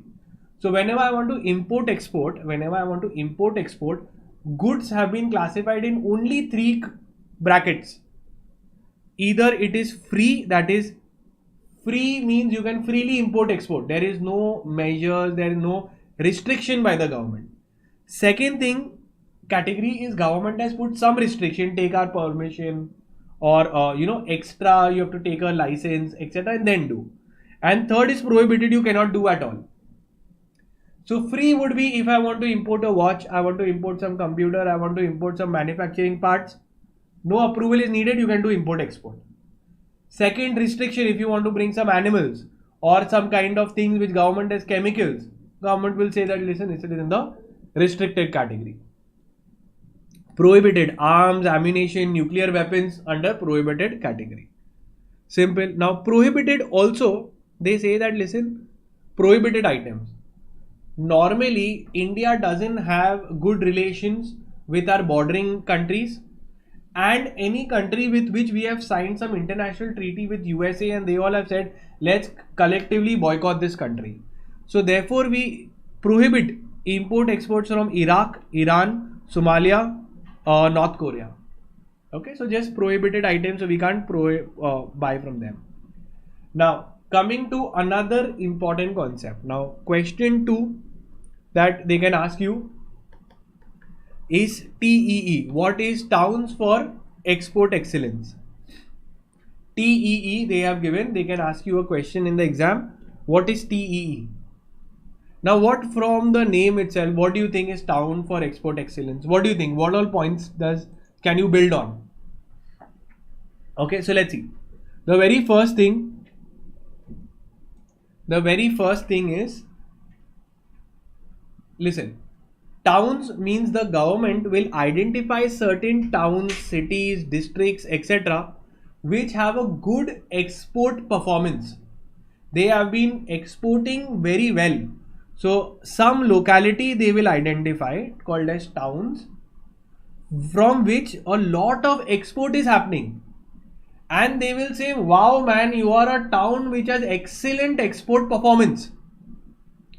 And then we will give you targeted benefits. We will help you with the infrastructure so that your export competitiveness can increase. So that the export competitiveness can be increased.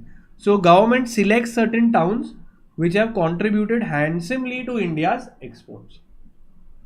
So selected towns. So now when you are saying done good exports means what? So selected towns producing goods of 750 crores or more have been notified as TEE. So selected towns producing goods of 750 or more have been notified as good. They can be classified as a good thing.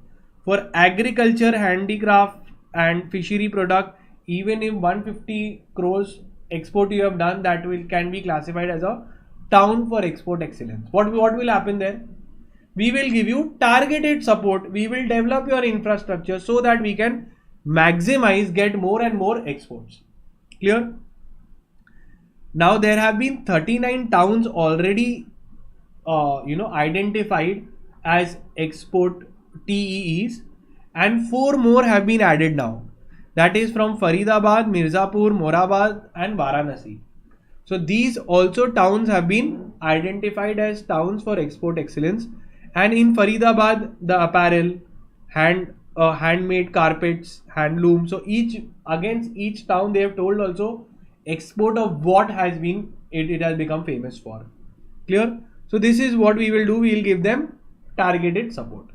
Now comes to the one of the most important concepts in your FTP policy called as status holder certification. Clear? Status holder certification means what? That this is important and it is expected to come. Means anything comes, you don't have to worry. Once from the name, if you can derive a 5-mark answer, you're sorted. That is all. They will not ask internal anything. They'll give you a heading and they will tell right. You have to build a 5-mark answer and you're sorted. Okay. So status holder certification means what? Certain exporters. Now earlier entire town was identified and that town was given targeted support. Here we are saying is one exporter is exporting a certain amount, and on basis of that you will be given certain star batches, like how we have officers. More the stars the better it is. So government, they have said that business leaders who have excelled in international trade will be recognized as status holders. Okay. Now status holders category, they have given the thresholds. First, for a star export house, if the exporter has exported $3 million, it will be given as 1-star rating will be given to them. 2-star rating if you exported $15 million. 3-star rating if you've done 50 million export you have done. 4-star rating if you've done $200 million export. And 5-star rating if you've done $800 million rating. So you will get on basis of the stars, and government gives benefits accordingly. For 5-star they will give more benefits. For 1-star they will give less benefits. Those benefits will be given. Clear? So status holders category is important. Now what question comes up, that what are the benefits that these status holders will get? Yes or no?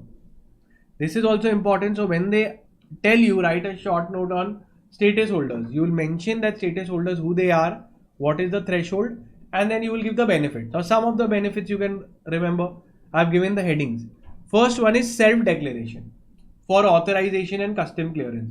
Normally in custom clearance everything is checked in depth, but for export houses, star export houses, they will say what is there inside.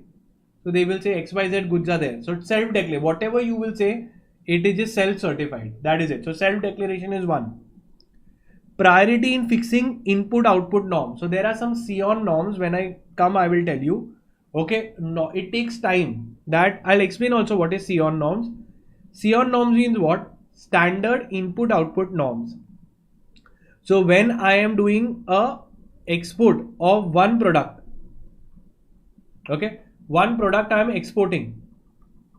So how much inputs I can import duty free is what will be mentioned. See, to export the goods, I might need to import some raw materials, right? So your government is saying that to export one particular jam, bottle of jam, you can import so much sucrose, so much sugar you can do, so much preservatives you can import duty free. So standard input output norm, government not going to sit for every product and find out. They give some average and they say that this is the SION norms. For one product you can import this much duty free. So to do this, sometimes it takes for your product, if you're going, it takes lot of time normally. But for star export houses, within 60 days it will be set for you by the norms committee. Exemption from bank guarantee. Wherever government tells you that you require a bank guarantee, here you don't have to give any guarantee. Your performance is only your guarantee. The exemption from compulsory bank negotiation. So even banks should give you a certain kind of better loans or more relaxation loans because you're a star export house. Establishment of export warehouses. So now these star export houses, they will say that we export so much, we don't want to put in government warehouse. We will establish our own warehouse. Set up your own warehouse also, it is fine. We will give you preferential treatment. Okay. You can self-certify that from what the goods are originating for, what do they do. Everything self-certification is allowed. Clear? Now these were the benefits. So some or 4 or 5 benefits you can remember. Then one thing is there that listen, we are giving you so much benefits, what you will do for us. Now this is important. This is all in connection with status holders only. This is also in connection with status holders. What we are telling that a status holder, we are giving you so much benefit. What you will do? So the status holders are saying, so what do I do for you? So they say that listen, become a knowledge partner. Become a knowledge partner and train some employees every year.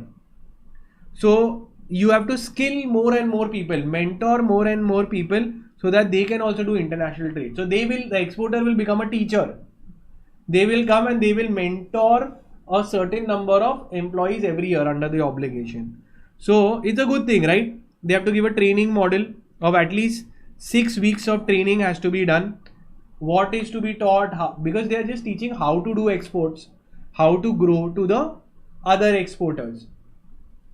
So 2-star exporters has to train at least 5 people. 3-star has to train 10 people. So what is happening? We are giving benefits and you're also telling that listen, give people and guide them as well. 4-star will train 20 employees and 20 trainees per year, and 5-star houses should train 50 people. Then IC code is very, very simple. IC code, just a second. Okay. Now IC code is a importer exporter code. It's a 10-digit alphanumerical number. It is linked to your PAN number and it is issued by the DGFT. Okay. Next, it is mandatory to get a IEC code for your import export. Without that, it is not allowed. Next is very, very important. This is an important amendment as well. Okay, important amendment which was not there earlier. What used to happen? IEC code was valid for lifetime. Here they are saying that annual electronic update of IC details, that IC holders must electronically update the IC code every year. So IC code, it is not like once you, like your PAN card, once you give it is fine. Earlier it was, now they have to keep renewing it. Okay, even if there is no change, they have to still go and update the details online. Okay, just say that this is the same details, but this manual thing is there, otherwise it will be deactivated.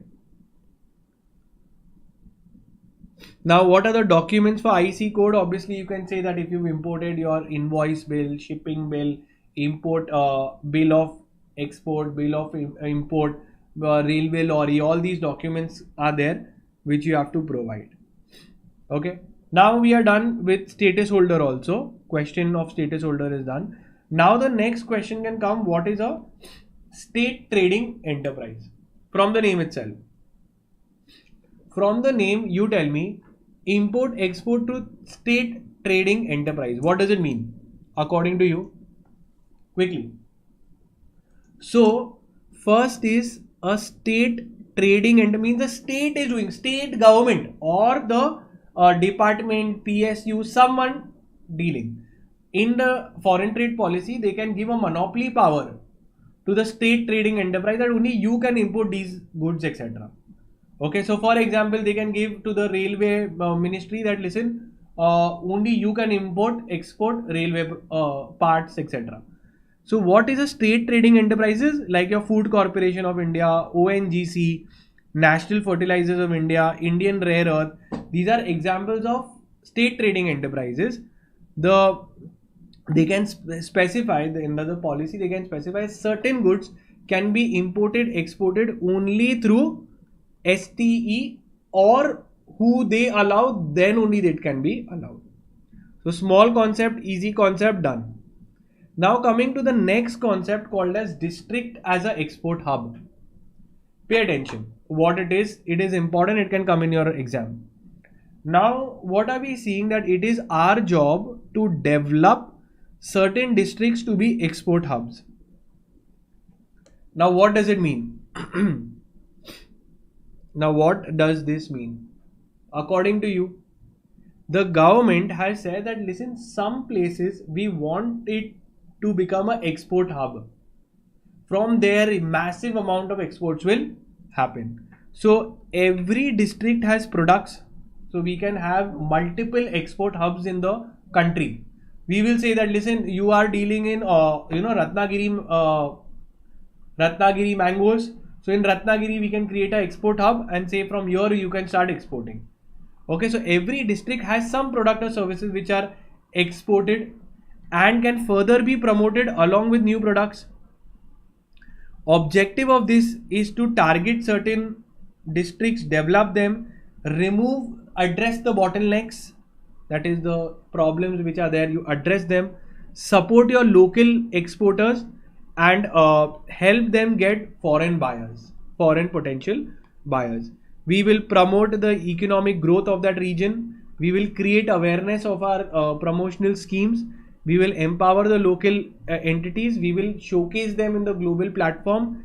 And for this, the government has made a deep district export action plan. So this is it. So just a small little titsy bitsy answer that we have to create. That every district, so write a small, every district can be grown. So we will identify and then grow them into a proper export hub. To develop them, whichever are the problems, we will remove. We will support the local persons. We will help them find the buyers abroad. We will create awareness. Concept done. Let's move ahead. Then comes export. So all this can come for 2 to 3 marks. Just a small little baby concepts. I want you, from the name you should be able to crack. Okay. So let's see. The next is export credit agencies. From the name itself, what do you think these agencies do? These agencies would be, examples of this would be Export Credit Guarantee Corporation, okay, etc. or any agency. What they are doing, they are giving credit, money for exporting. So taking loans, etc. So I can, in one line, I can say that these do give financial support to exporters. Okay. One of the example of an export credit agency is Export Credit Guarantee Corporation of India or Exim Bank. See, export credit guarantee means what? Financial support could be either monetary or could be non-monetary by saying that listen, we are taking guarantee for him. Now this is one part, financial assistance. The other one is also saying that indemnification. What if the foreigner becomes insolvent, the buyer becomes insolvent, so I am at loss, so they will say listen, we understood it was a genuine case, take this much funding. So also think that funding is required normally to start the business, and also in case of problem where the foreigner did not pay, became insolvent, then also they will come and indemnify the losses just like an insurance. Then again, export promotion councils.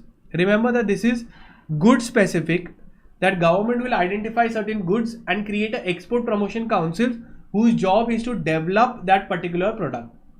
They can have for jewelry EPC, they can have a toys EPC, they can have a goods EPC, any food product EPC. So EPC is good specifics, is to promote a particular goods or service. That council is where people will identify how they can develop, promote the Indian export of that product. Okay, this council should meet every year, etc. Now the next thing is very, very important, the schemes under your particular FTB policy. Okay, just give me 2 minutes. Let's see. FTP policy, mark these schemes as one of the most important. Okay.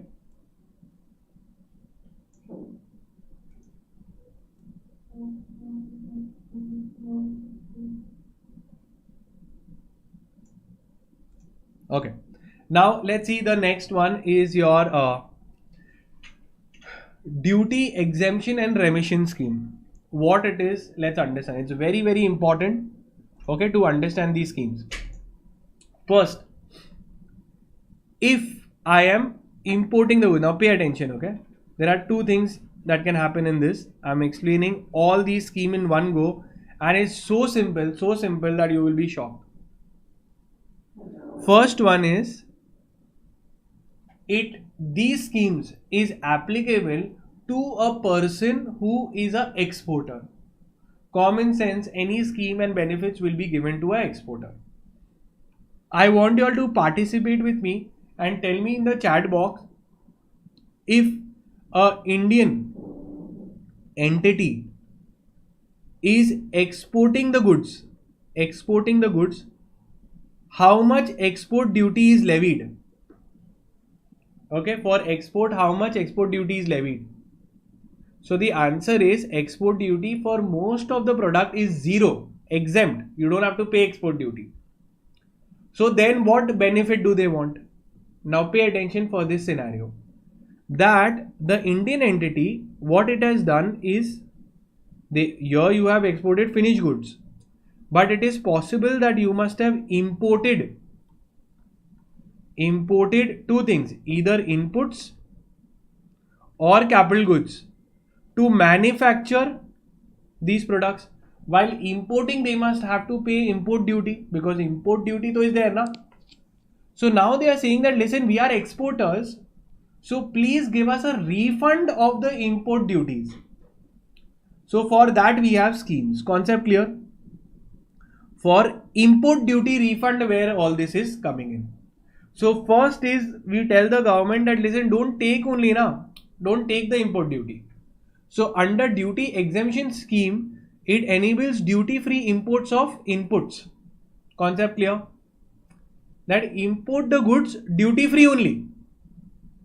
In another one, if there are duty exemption scheme, now obviously government is, we require some good exporters who have a track record, only then and there are some conditions, only they will get exemption. But for all the others, what you are saying, first time you are doing, we'll give you exemption. You import, pay the import duty. When you export, we will give you remission. Remission is a refund, because we don't know that he might, after importing, he may or may not export. So if we have a doubt, then we will say you import, pay the import duty. When you export, come to claim the refund. So then you can ask your duty drawback.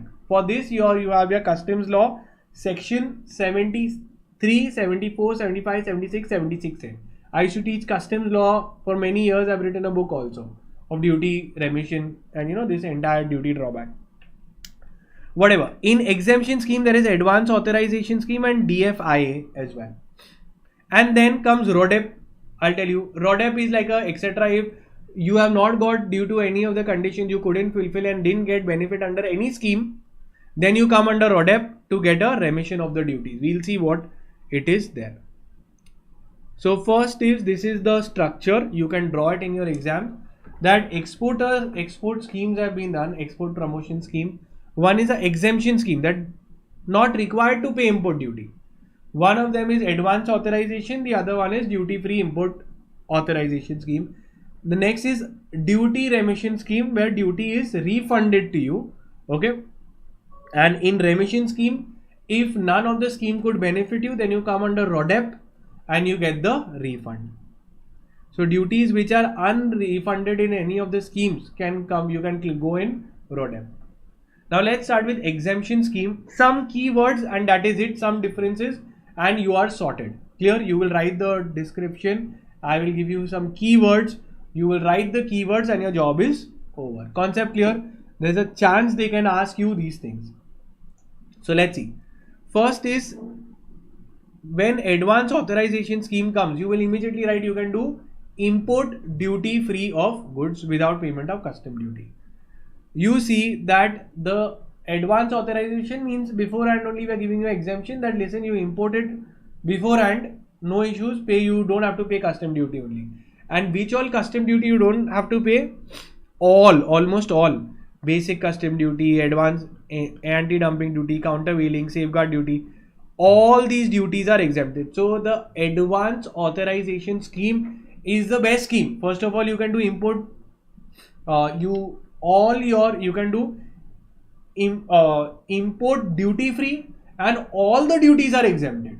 Okay, that is the principal difference between this scheme and the DFIA. DFIA exempts only basic custom duty. Concept clear? The next scheme, the DFIA, which is also a duty exemption scheme, but that exempts only basic custom duty. It doesn't exempt any other duty.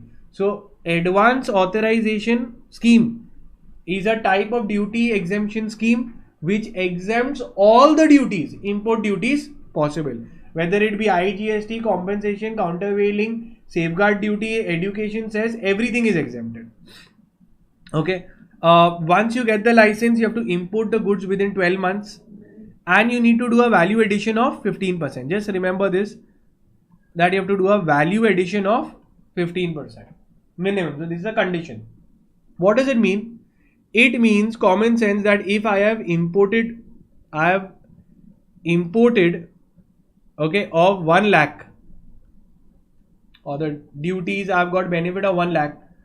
Obviously, we will expect you, if you have imported goods worth 1 lakh, we will tell that listen, then when you're doing an export, at least do some value addition of minimum 15%. That means when you're exporting, send for higher value, na?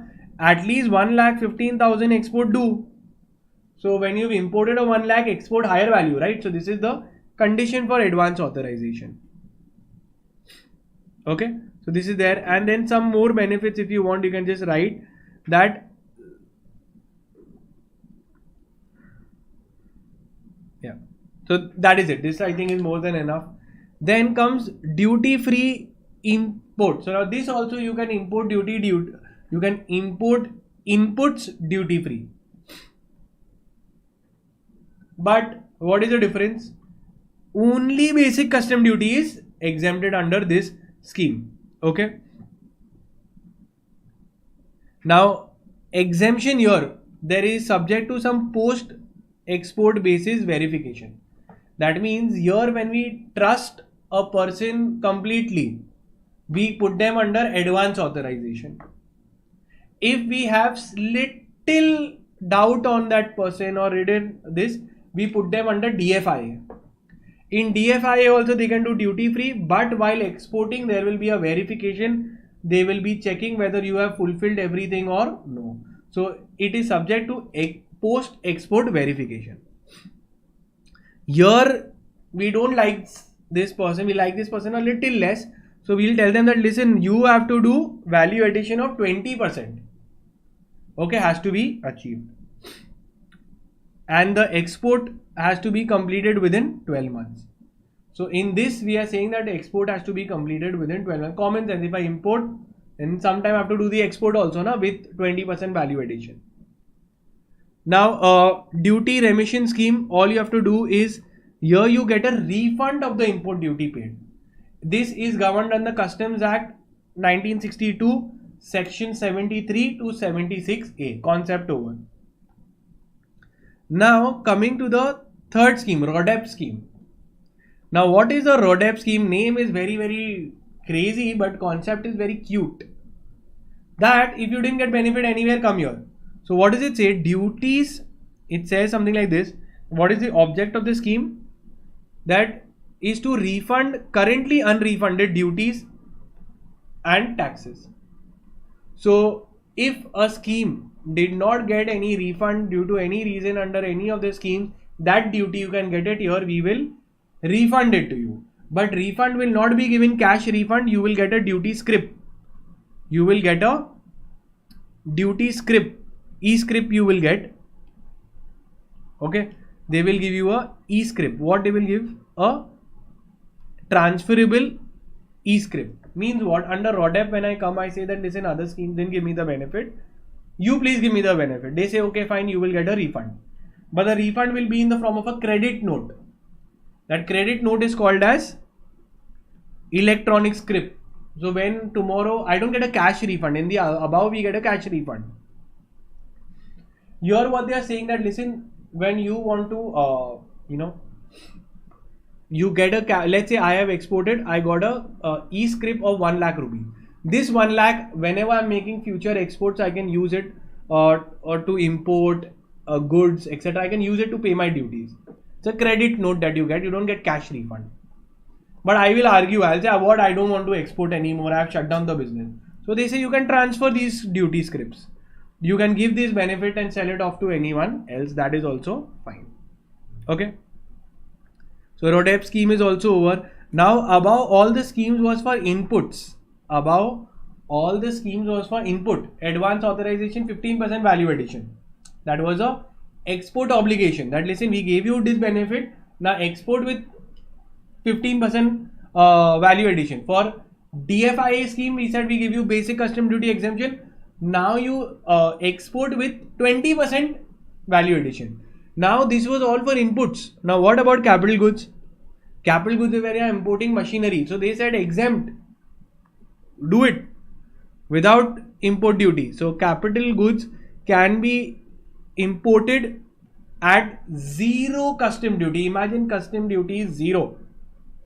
Second, they say that but listen, you have to do some obligation on us.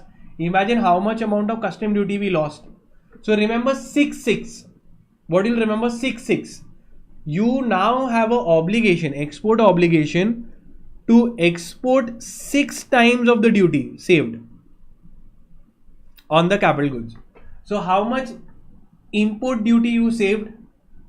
I say 1 lakh.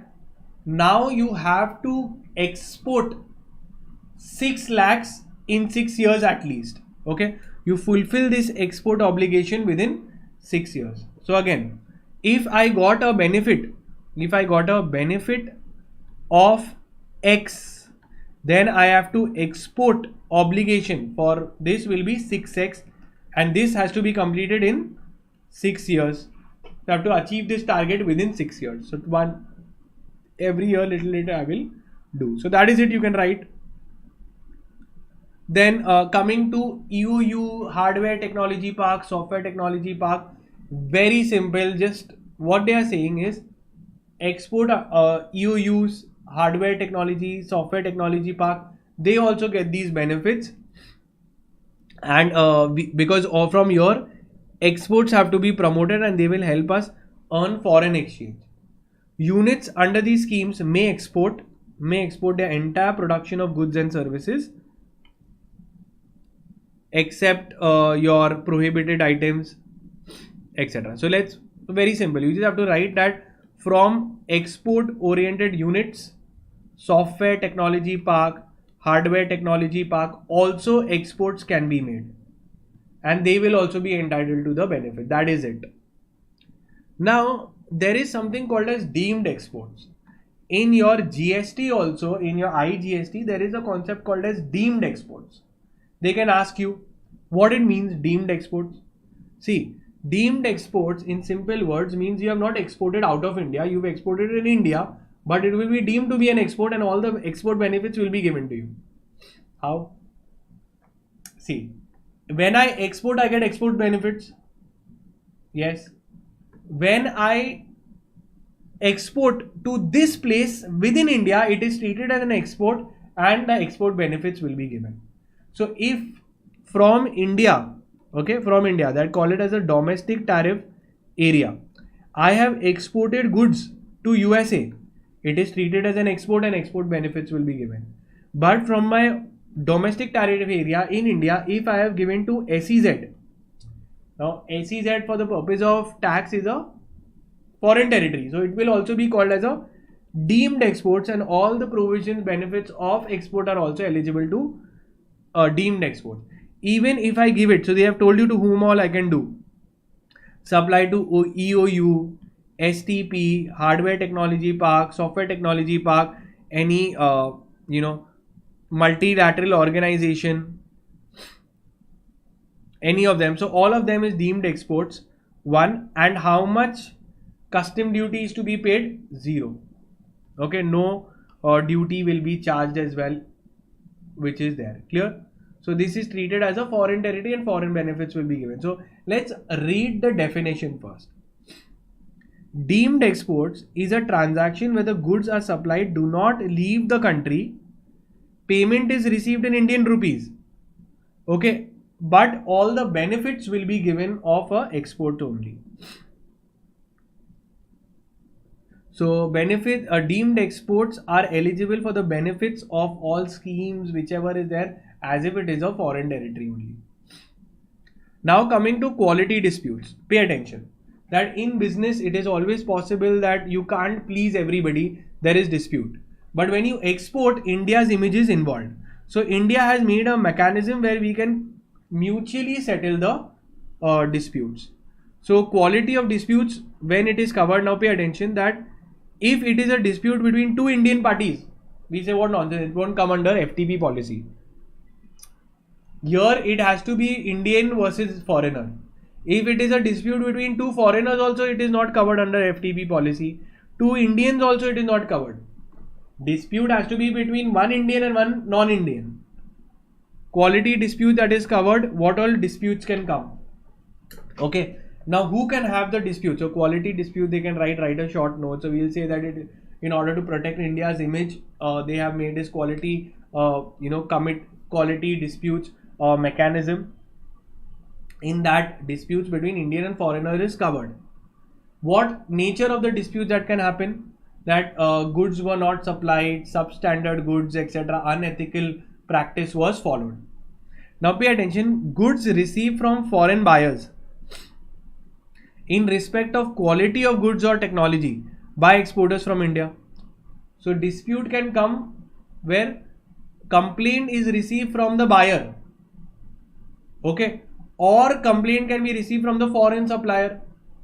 So complaint can come either by foreigner or complaint can come even from the Indian, means anyone, two parties are there, anyone can come and complain and we will sit to resolve it.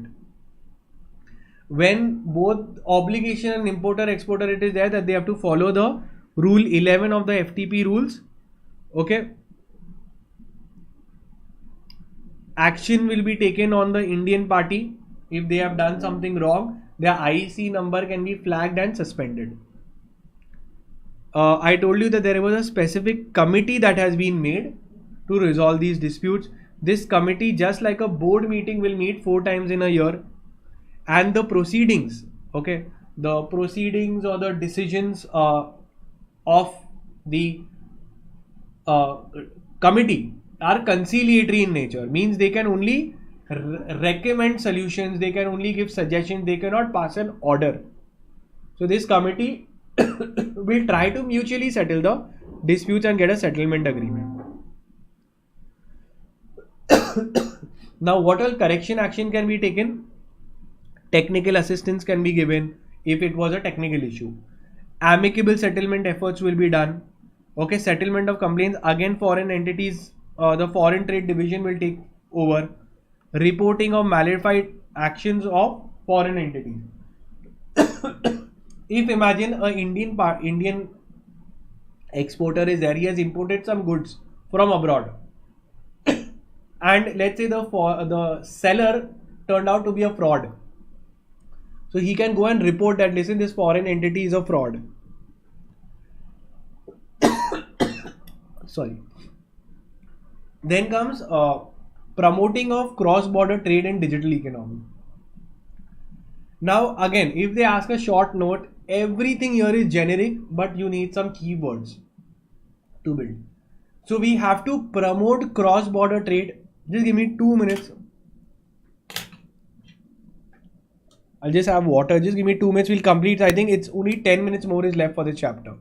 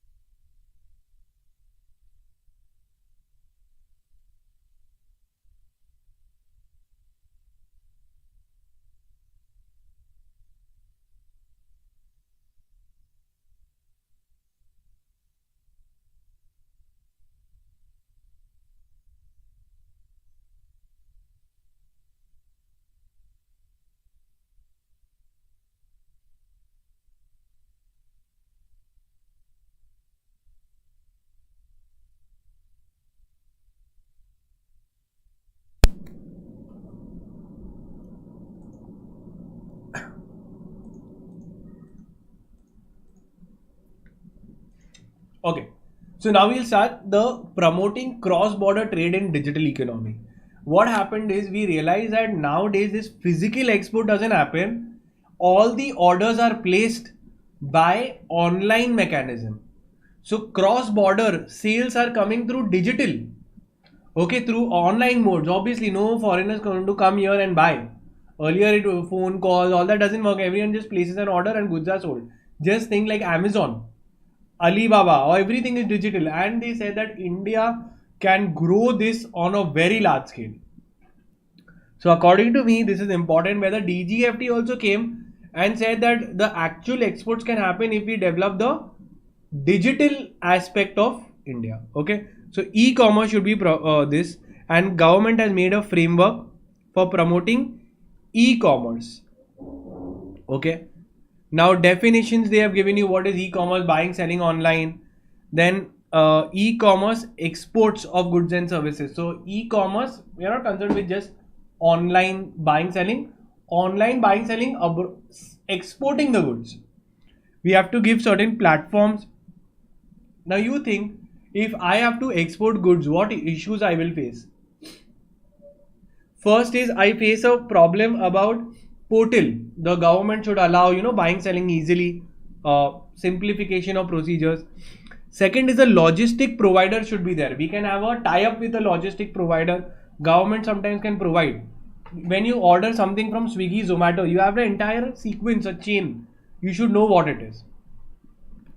Then where the guys come. So same way for the product, you will come to know the logistics exactly where it is. Okay, flow of the goods. Export through post is also now allowed. Courier, etc. Okay, various promotion schemes have been made. One we did above, Niryat Bandhu scheme, where we are going to promote e-export, treat the exporter as a friend, and have various activities and workshops to educate the persons handholding how they can export through e-commerce. We will create export hubs, as we saw, e-commerce export hubs, and develop them through PPP measures as well. PPP is what? Public private. So even government can come in, even private can come in, and they'll all develop something like, just like your GST portal. Infosys was handling entirely portal. So it was a public private partnership, right? So private, that's a private sector entity, and government purged and they did it. Nature of operations in e-exports, further thing that we need, that think from logical point of view, that India is a agricultural country. So we export mainly agricultural goods. So for that we require sometimes fisheries, etc. We require cold storages for, you know, all those seafood products for storing the goods, etc. So government should give some facilities like that when I'm exporting, I have some place, government created infrastructure where I can protect and give all these common facilities to all the e-commerce exporters. Then one of the most important things that you need is money. So under the market access initiative, I like this concept. Market is important. What is it? That exporters, before exporting, will have to do some market research, R&D, that whether this area is good for exporting, whether it will work out, whether the people are liking it, no. So for that we get funding under this scheme, market access initiative, to target a market, that whether we should enter or no. Who will do the R&D? Why the exporter doesn't have so much money? So government has said we will fund under the market access scheme. What do? They will give for export promotion, for marketing, capacity building, technology. Through this scheme, units get financial assistance to visit trade exhibitions, trade fairs, for exploring more marketing avenues. Okay. Then comes the SCOMET. SCOMET sounds difficult, is so simple, and I really love the concept. Okay. First of all, what do you mean by the term SCOMET? So SCOMET is a special chemical organism, material, equipment, technology. Special chemical organism, material, equipment, technology. What is it, sir? So very simple. What happens is, some goods government feels can be of dual use. One is for civilians, you and me, all of us, and for military purpose also. Some can be used for military purpose. Those goods will be put under the SCOMET policy. One.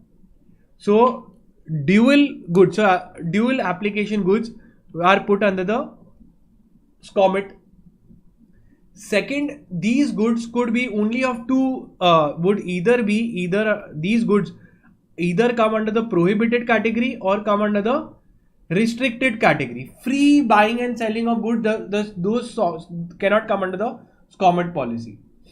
So I'll tell you slowly what it means. India has signed a non-proliferation treaty, a disarmament and non-proliferation treaty. It is an international obligation that listen, arms, ammunition, dangerous chemicals, organisms which are WMD, weapons of mass destruction. Okay, we will bring some controls for weapons of mass destruction. Okay, so general provisions. So government has made some provisions for export of certain dual use items like dangerous products, weaponry, nuclear items, etc. They have told in the SCOMET list that these are the SCOMET list. These are dangerous, therefore they will never come under the free category, import export. They will come either in prohibited or under the restricted category. And why we have made this comment? Because we had signed a non-proliferation treaty with it's an international obligation to do some export controls in weapons of mass destruction. Okay, so export of items listed in the SCOMET is either prohibited or under authorization. So SCOMET goods will only come in restricted or prohibited category. Sir, what are those SCOMET goods? Can you tell? So let's see. Very simple. Basically, in short now, all those dangerous products are mentioned under the SCOMET policy. Government has issued certain measures to import, export, how to do, who can do. Most of them will be under government route. So SCOMET list divides. So once you read the SCOMET list, you will understand what it is. SCOMET list is divided into 9 categories, 0 to 8. So 0 to 8 is total 9, with 7 being under reserved. So let's see. Nuclear weapons will come under the SCOMET because it is about SCOMET are something which the world has told. I told you non-proliferation disarmament treaty that we have entered. Okay, as an international obligation that these items that govern dual use means for military purpose which is used, and also sometimes for self-defense, some guns etc. is allowed. They are dual use items, they come under the SCOMET. Why we have made SCOMET? Because we have an international obligation. Okay, we have to exercise some export controls, import controls on WMD. Here they have given what is WMD? Weapons of mass destruction. So what could be? It sounds very crazy, right? Nuclear weapons, toxic chemicals, microorganisms which could end up killing a lot of lives, aerospace things, etc. So this is given. That's it. Then another thing is your currency denomination. Now the next topic which I also feel is important is your denomination of export contracts. It's very, very important.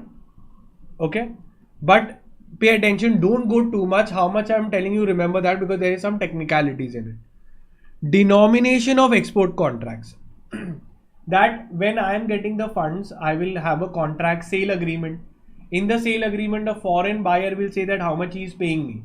So that contract will be mentioned in which currency, in which denomination. So they are saying that the denomination should be in freely convertible currency or Indian rupees.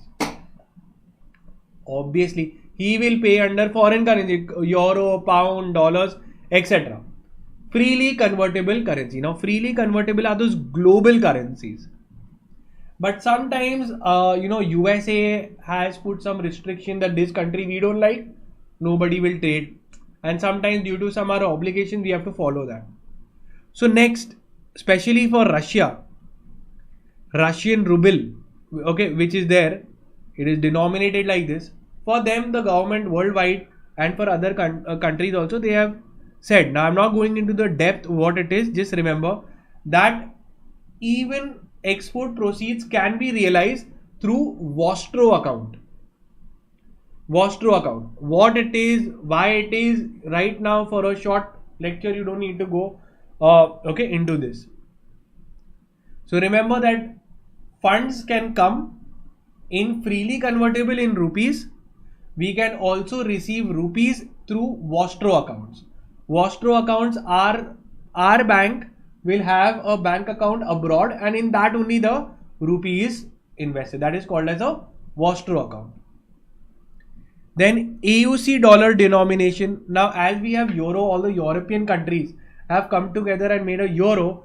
Asian countries also have come to counter euro and dollars. They have made a ACCU, the Asian Clearing Union. That is all India, Pakistan, Nepal, all the Asian countries, Maldives, Iran, Bhutan, we all have come and made a AUC dollar. So we can receive an ACU dollar as well. Clear?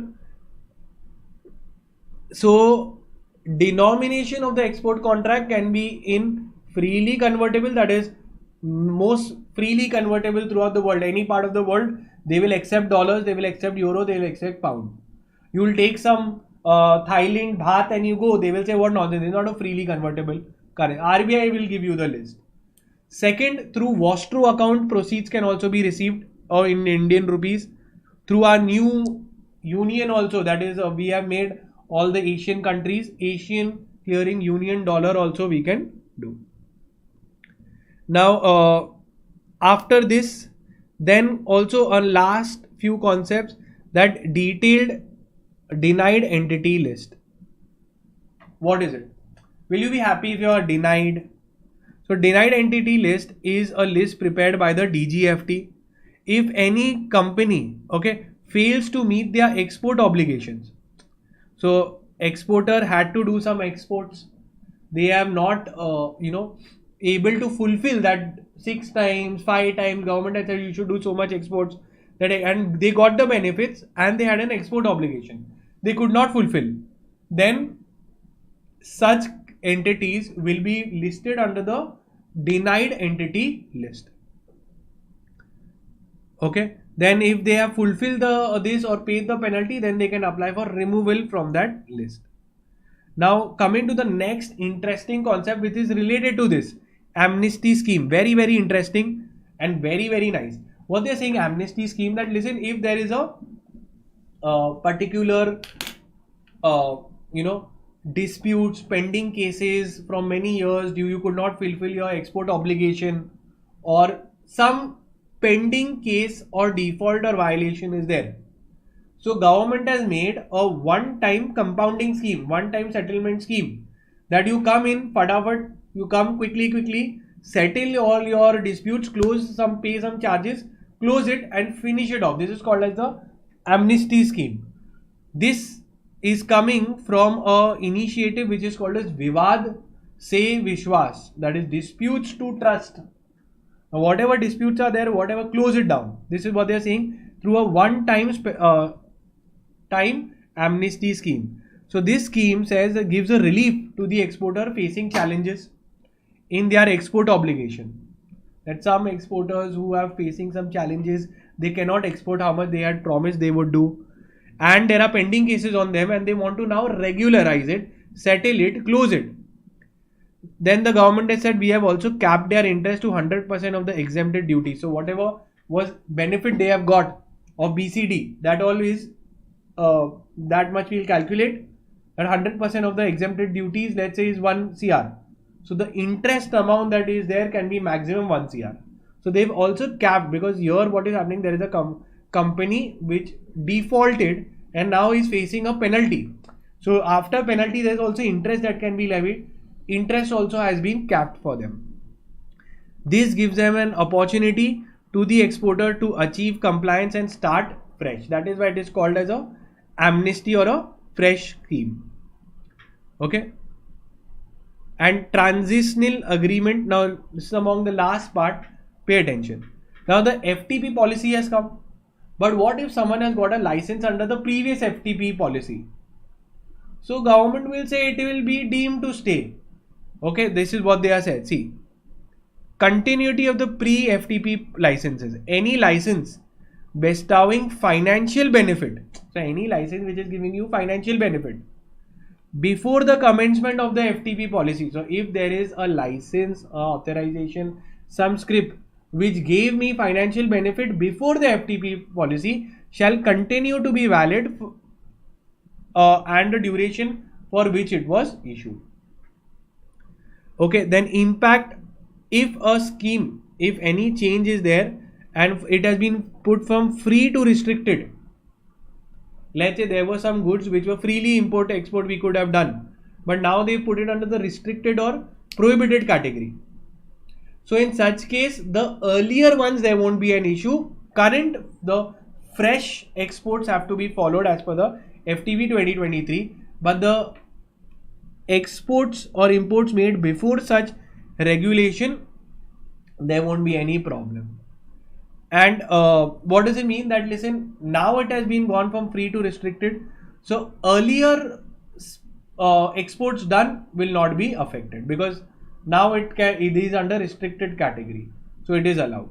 And lastly, government has made all these changes only prospectively. So the past acts do not matter. They, if done as per in compliance with the FTP policy earlier one.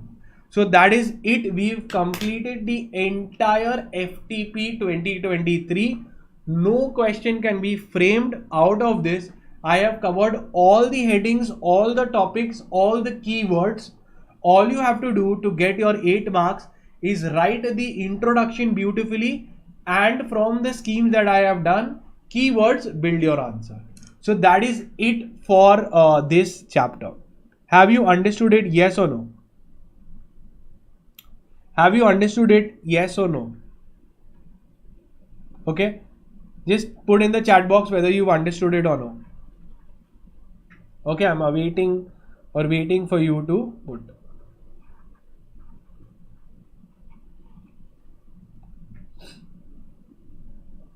Yes, have you understood the FTP 2023 perfectly?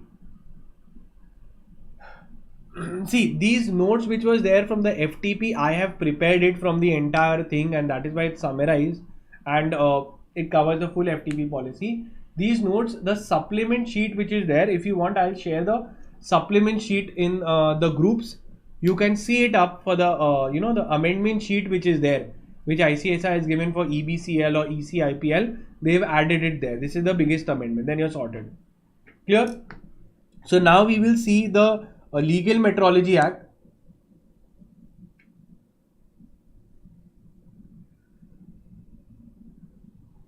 Yeah, for the paid, for our, just to tell you that for our paid student, it is already there in our app.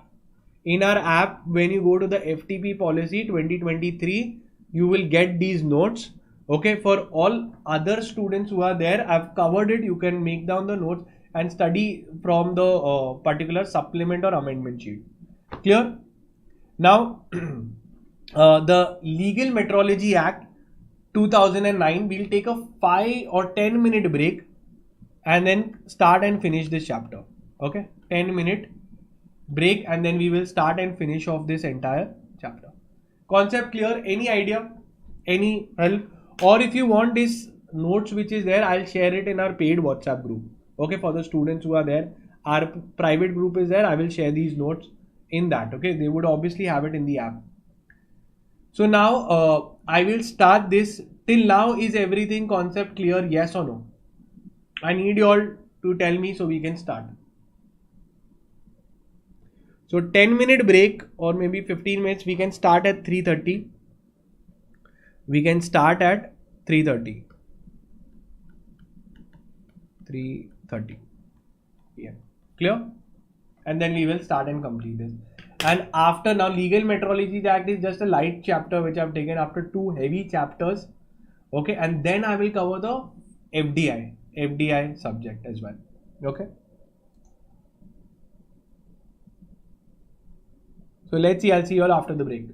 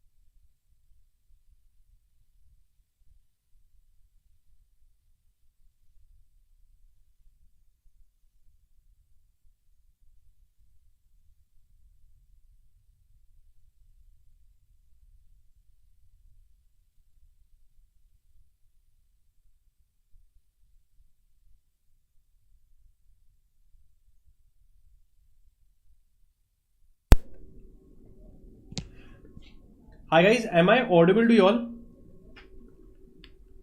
Let's quickly start this teeny mini chapter. This also has a good amount of weightage. Good amount as in 5 marks. It's a small titsy chapter. Just be with me. I'll cover the entire chapter for you. So any questions from here you will be able to handle. Clear? Good to go. Can we start? Okay, so this entire chapter will be done for you. I just need a thumbs up or something from you all. Maybe max 15 minutes. Your one chapter from the module is knocked off. Okay.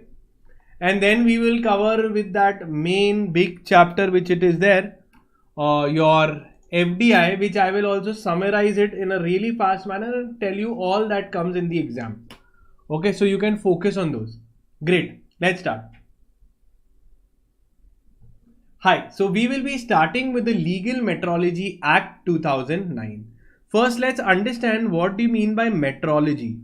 Metrology is a study, is a science of weights and measures. Legal metrology is a law that regulates weights and measures. Now, weights and measures means what? Is it important in our daily lives? Answer is yes. Whenever you go to buy anything or any product, you will see the weights: 200 grams, 20 millimeter, this much liters, etc. Your food cartons, everything on a daily basis that you eat, everything is covered under the Legal Metrology Act. The Legal Metrology Act, before the Legal Metrology Act, it was covered under the SWAMA Act. So SWAMA Act got repealed. That is your Standards, Weights and Measures Act got repealed, and now we have the Legal Metrology Act. It is an act that deals with about weights, measures, various instruments for governing weights, etc. And one very important thing is, whenever you get any product, you see those ingredients messaged. So it is because of this act. This act covers all the manufacturing companies which are dealing in products, etc. Come under this ambit. It ensures that there has to be a accuracy. So the weight mentioned has to be accurate, and anytime inspection can be done. Now, legal metrology is a part of metrology that deals with units of measurements, which all are the standard measurements that can be used, which are the standards reference to weight. For example, with respect whether we can use kilo. Have you seen any products which are mentioned in pound? Answer is no, because the standard that we are using is kilos. Similarly, for light, what we will use, for temperature, what we will use, everything has been mentioned. Okay. Now, methods of measurement, various methods for measurement, and third is measuring the instrument. What all instruments can be used for measurement? Now, weights and measures is important in an economy, okay, to function well, because every Indian is a consumer of goods, fuel, clothes, everything. Okay. So they would trust the particular buyer on what weights he has specified, and this is also as per international best practices. Okay. All dealers, all manufacturers are registered under this, have to be registered under this act. Now, coming to weights and measures. So now this is a small act. Section 4 and 5 tell you which are the standards, international system for units or metric system. It tells that, listen, for length use meter, for mass use kgs, for time use second, for electric current use ampere. So when you buy any electric product, it will be mentioned in amperes. Okay. Similarly, for thermodynamic temperature Kelvin, luminous intensity, how much luminous it is, light it is in candela. So these are the things. Now, what comes in the exams? The obligation, as I told you, every manufacturer is required to get registered under the Legal Metrology Act. Let's see what is the obligation on the manufacturer. So under section 17, it says that, listen, every manufacturer shall maintain a record and register, okay, of how many products he is manufacturing, what is the weight of the product, So first point, they are saying that you have to maintain records and registers. One. Second, it is an obligation to the manufacturer to buy, sell, import, and even put the necessary packaging in standard quantities. Now, when I say standard quantities means what? That even when we see, there has to be categories for consumers to compare. So when you see that there is a biscuit packet, it will be of certain kgs, and all the other categories will also be of that. So government specifies that this much categories can be launched. So standard category, it has to be in standard quantities so that it can be compared, and even the pre-packaged commodity has to be in standard quantities. Pre-packaged means what? The product is ready, but now it will go into packaging. So before packaging, it is called as pre-packaged commodity. That also has to be in standard measures. Only then you will put into the packaging. Now coming to the inspection. Now whether, so there was sometimes if you don't follow the laws, then there can be an inspection. So the director controller of legal metrology, called as your legal metrology officer, he can inspect in your premise, and if he finds that you violated any of the laws, he can forfeit your particular products or the goods on package which are not as per the act. Now when you there is a sequence. First is you have certain obligations. These obligations anytime can be checked by the inspecting officer, and if you have not maintained it as per law, then there will be a seizure. And then comes to compounding. Compounding of offenses means settlement of cases by paying certain charges. So whenever there is a case on you, and if it is a compoundable offense, if it is compoundable means by paying monetary sum, you have an opportunity to settle and close the matter. Then you will pay the fine and the matter and proceedings will be closed. That is called as compounding. It is given in your section number 48. Then with the act, there are also some important rules that you need to know. That is weights and measures packaged commodity rules 1977. So let's see, it talks about a principal display panel. When you see these products, it will mention on the product certain nutrition facts, how much it is there, etc. This is the most important in the chapter. That principal display panel, that every manufacturer shall ensure that on a product there is a principal display panel, a separate section onto the product, which tells you the quantity of the goods, the quantity of the ingredients used, whether it is veg, non-veg, everything will be mentioned. Now principal display panel means a total surface area. It's a total surface area on a package where the information will be prescribed. All the information should be grouped at one place. They have also given the height and the width of this. The height of the letter should be less than 1 mm and the width of the letter should be less than 1/3 of the height. So it shouldn't be too small. So height should not be less than 1 mm and the width also should be not less than 1/3 of the height. Now on this package principal display panel, which is actually the most important part of the chapter, very simple also. On this principal display panel, what all declarations will be put up? Declarations.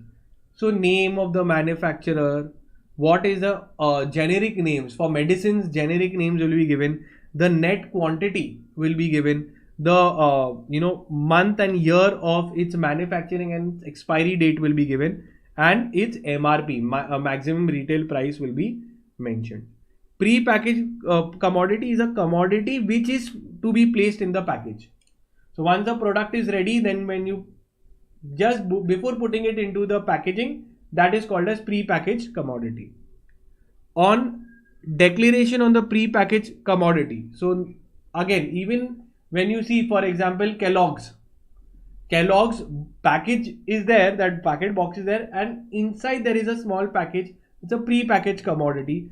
No person shall manufacture, pack, sell, import, distribute any pre-packaged commodity unless it is in standard quantities. Okay.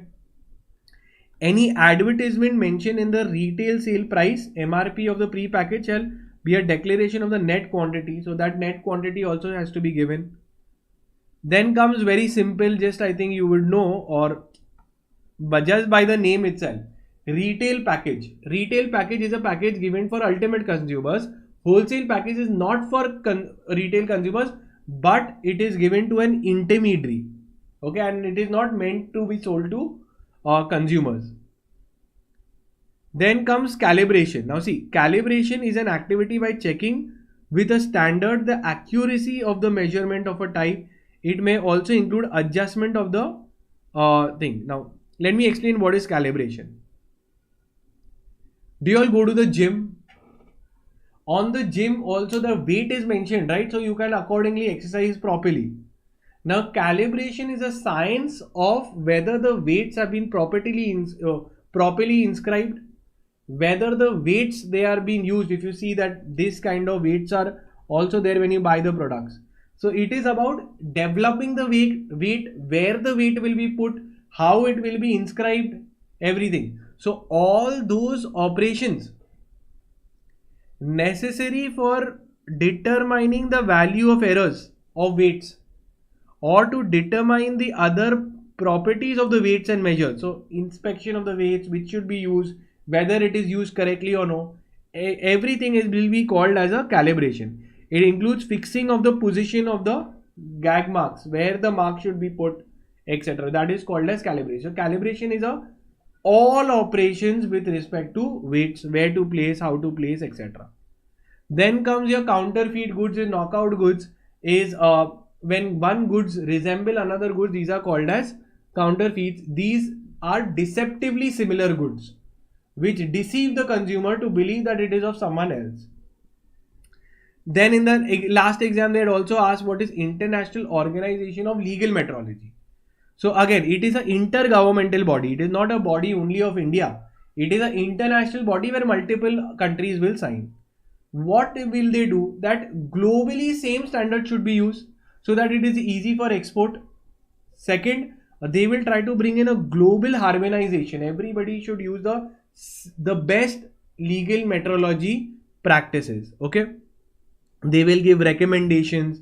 They will encourage people to use the standards.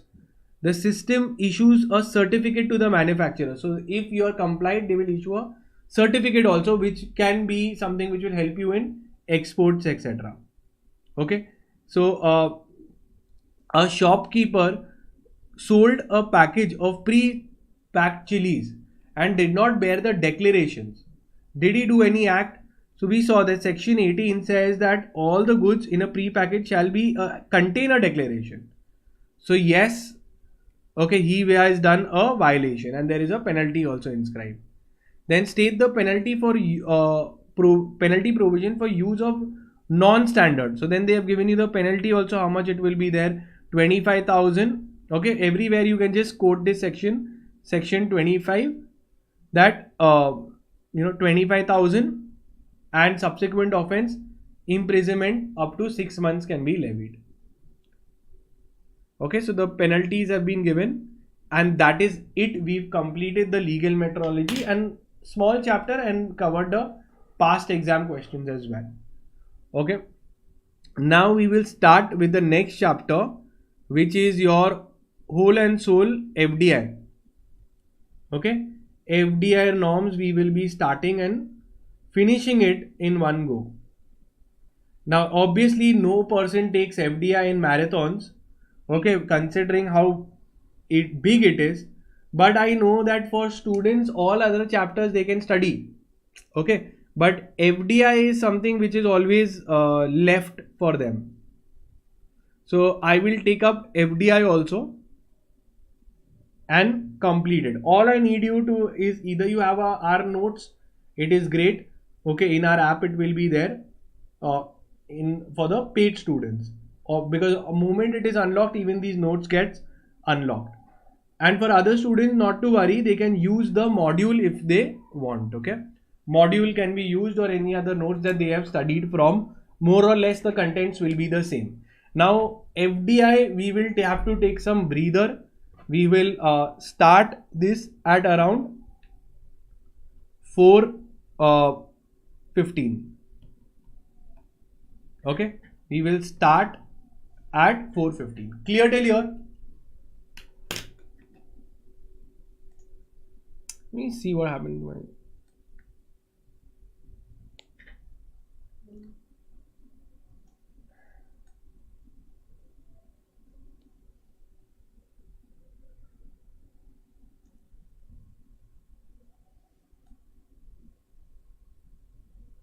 Okay, so I'm just trying to get a little more brighter.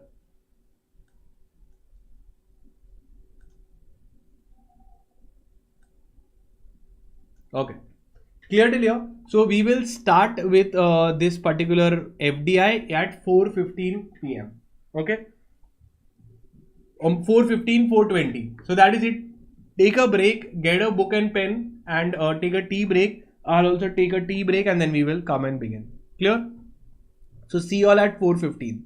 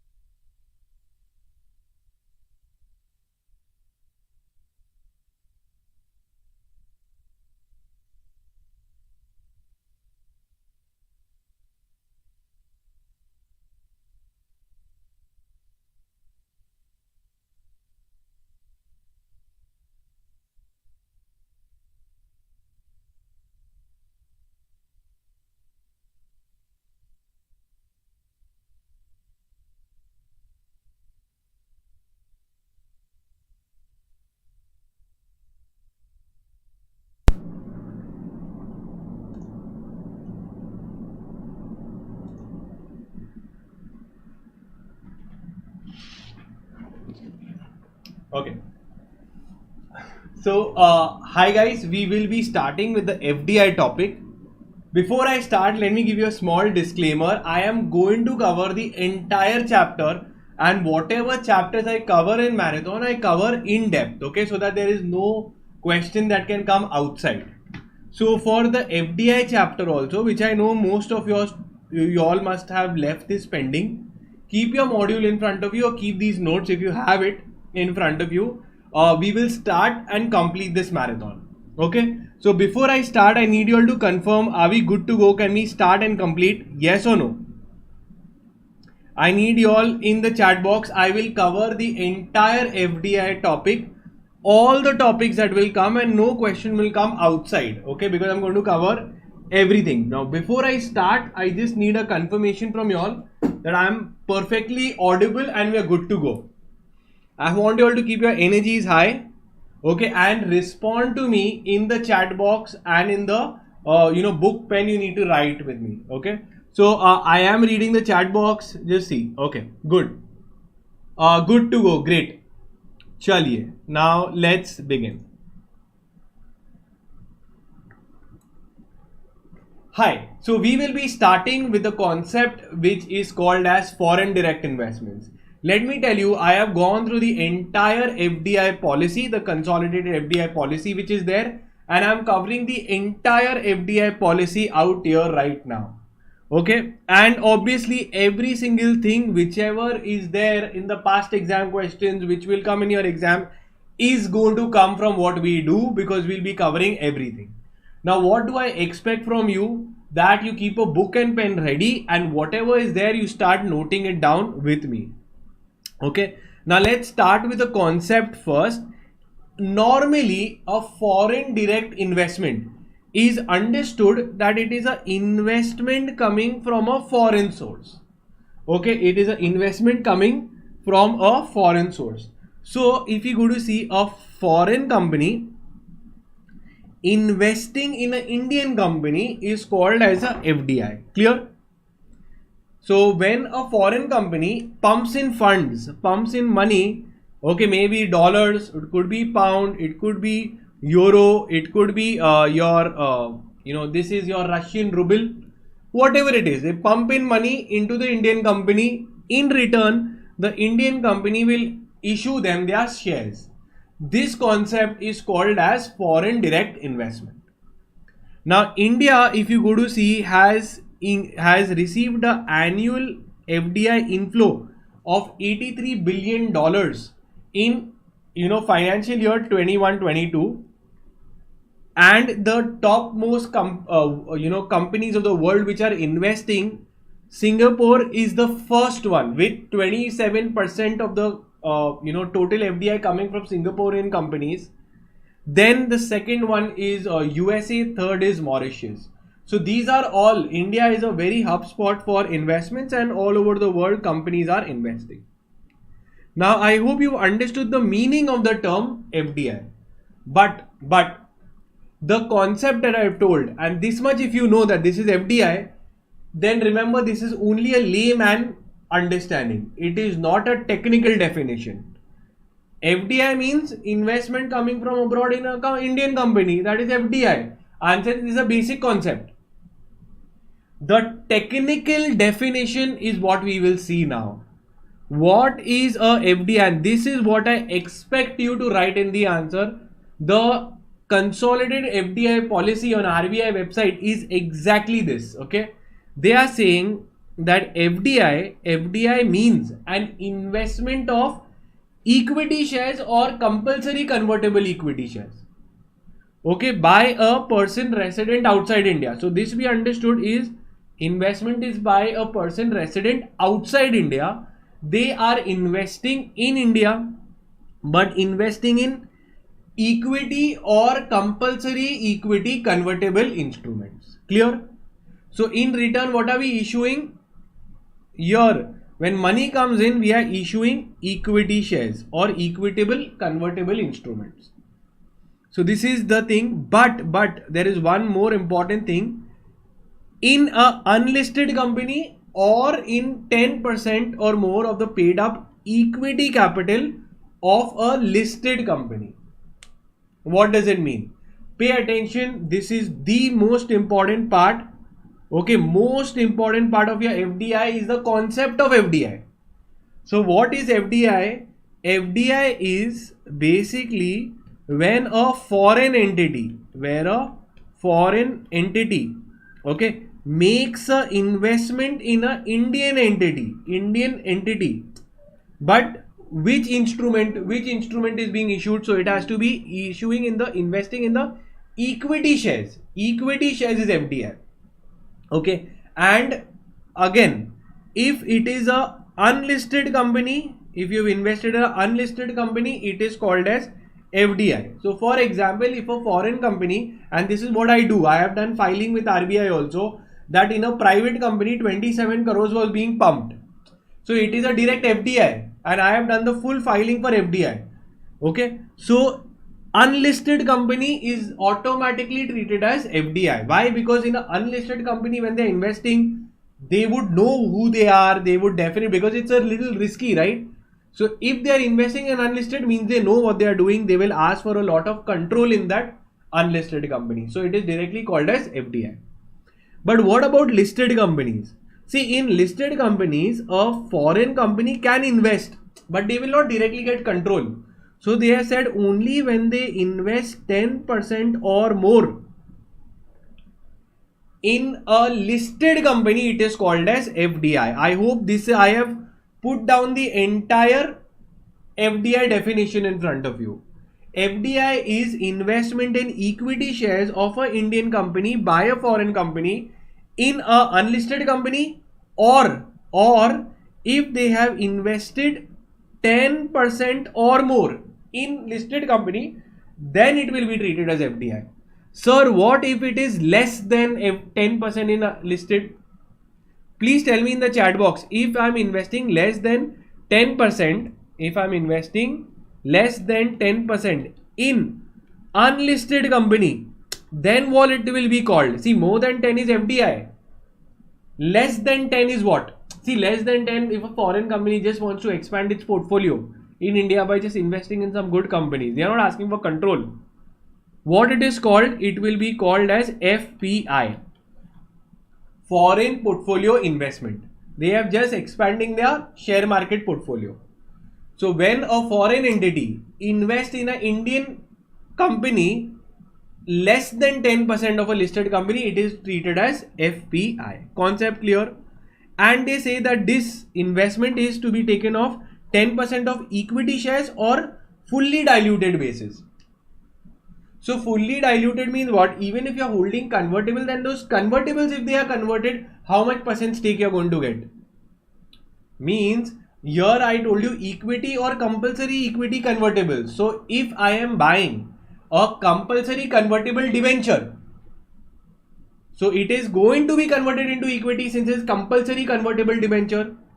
Okay, so if it was converted, how much stake you will have? If the control goes about 10% or more, it is FDI. So equity or whichever convertibles, if converted, how much stake you will get. If it is going 10% or more, it is FDI. If you have understood perfectly the definition of FDI, please put in the chat box understood. Okay, good to go. You can put in the chat box. FPI. Now I know that you've understood what is FPI. FPI is an investment by a person resident outside India in an entity in a listed company less than 10%. Clear? I hope you have understood the concept beautifully of what is FDI and what is FPI.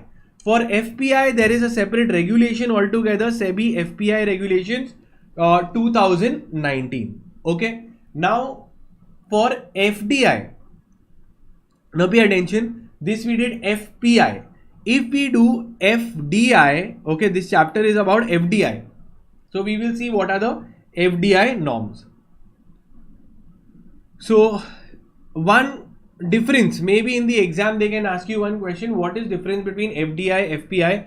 You will write the definition. One. Second, let me tell you the difference between FDI, FPI. FDI are coming in for a partnership. They come for long term.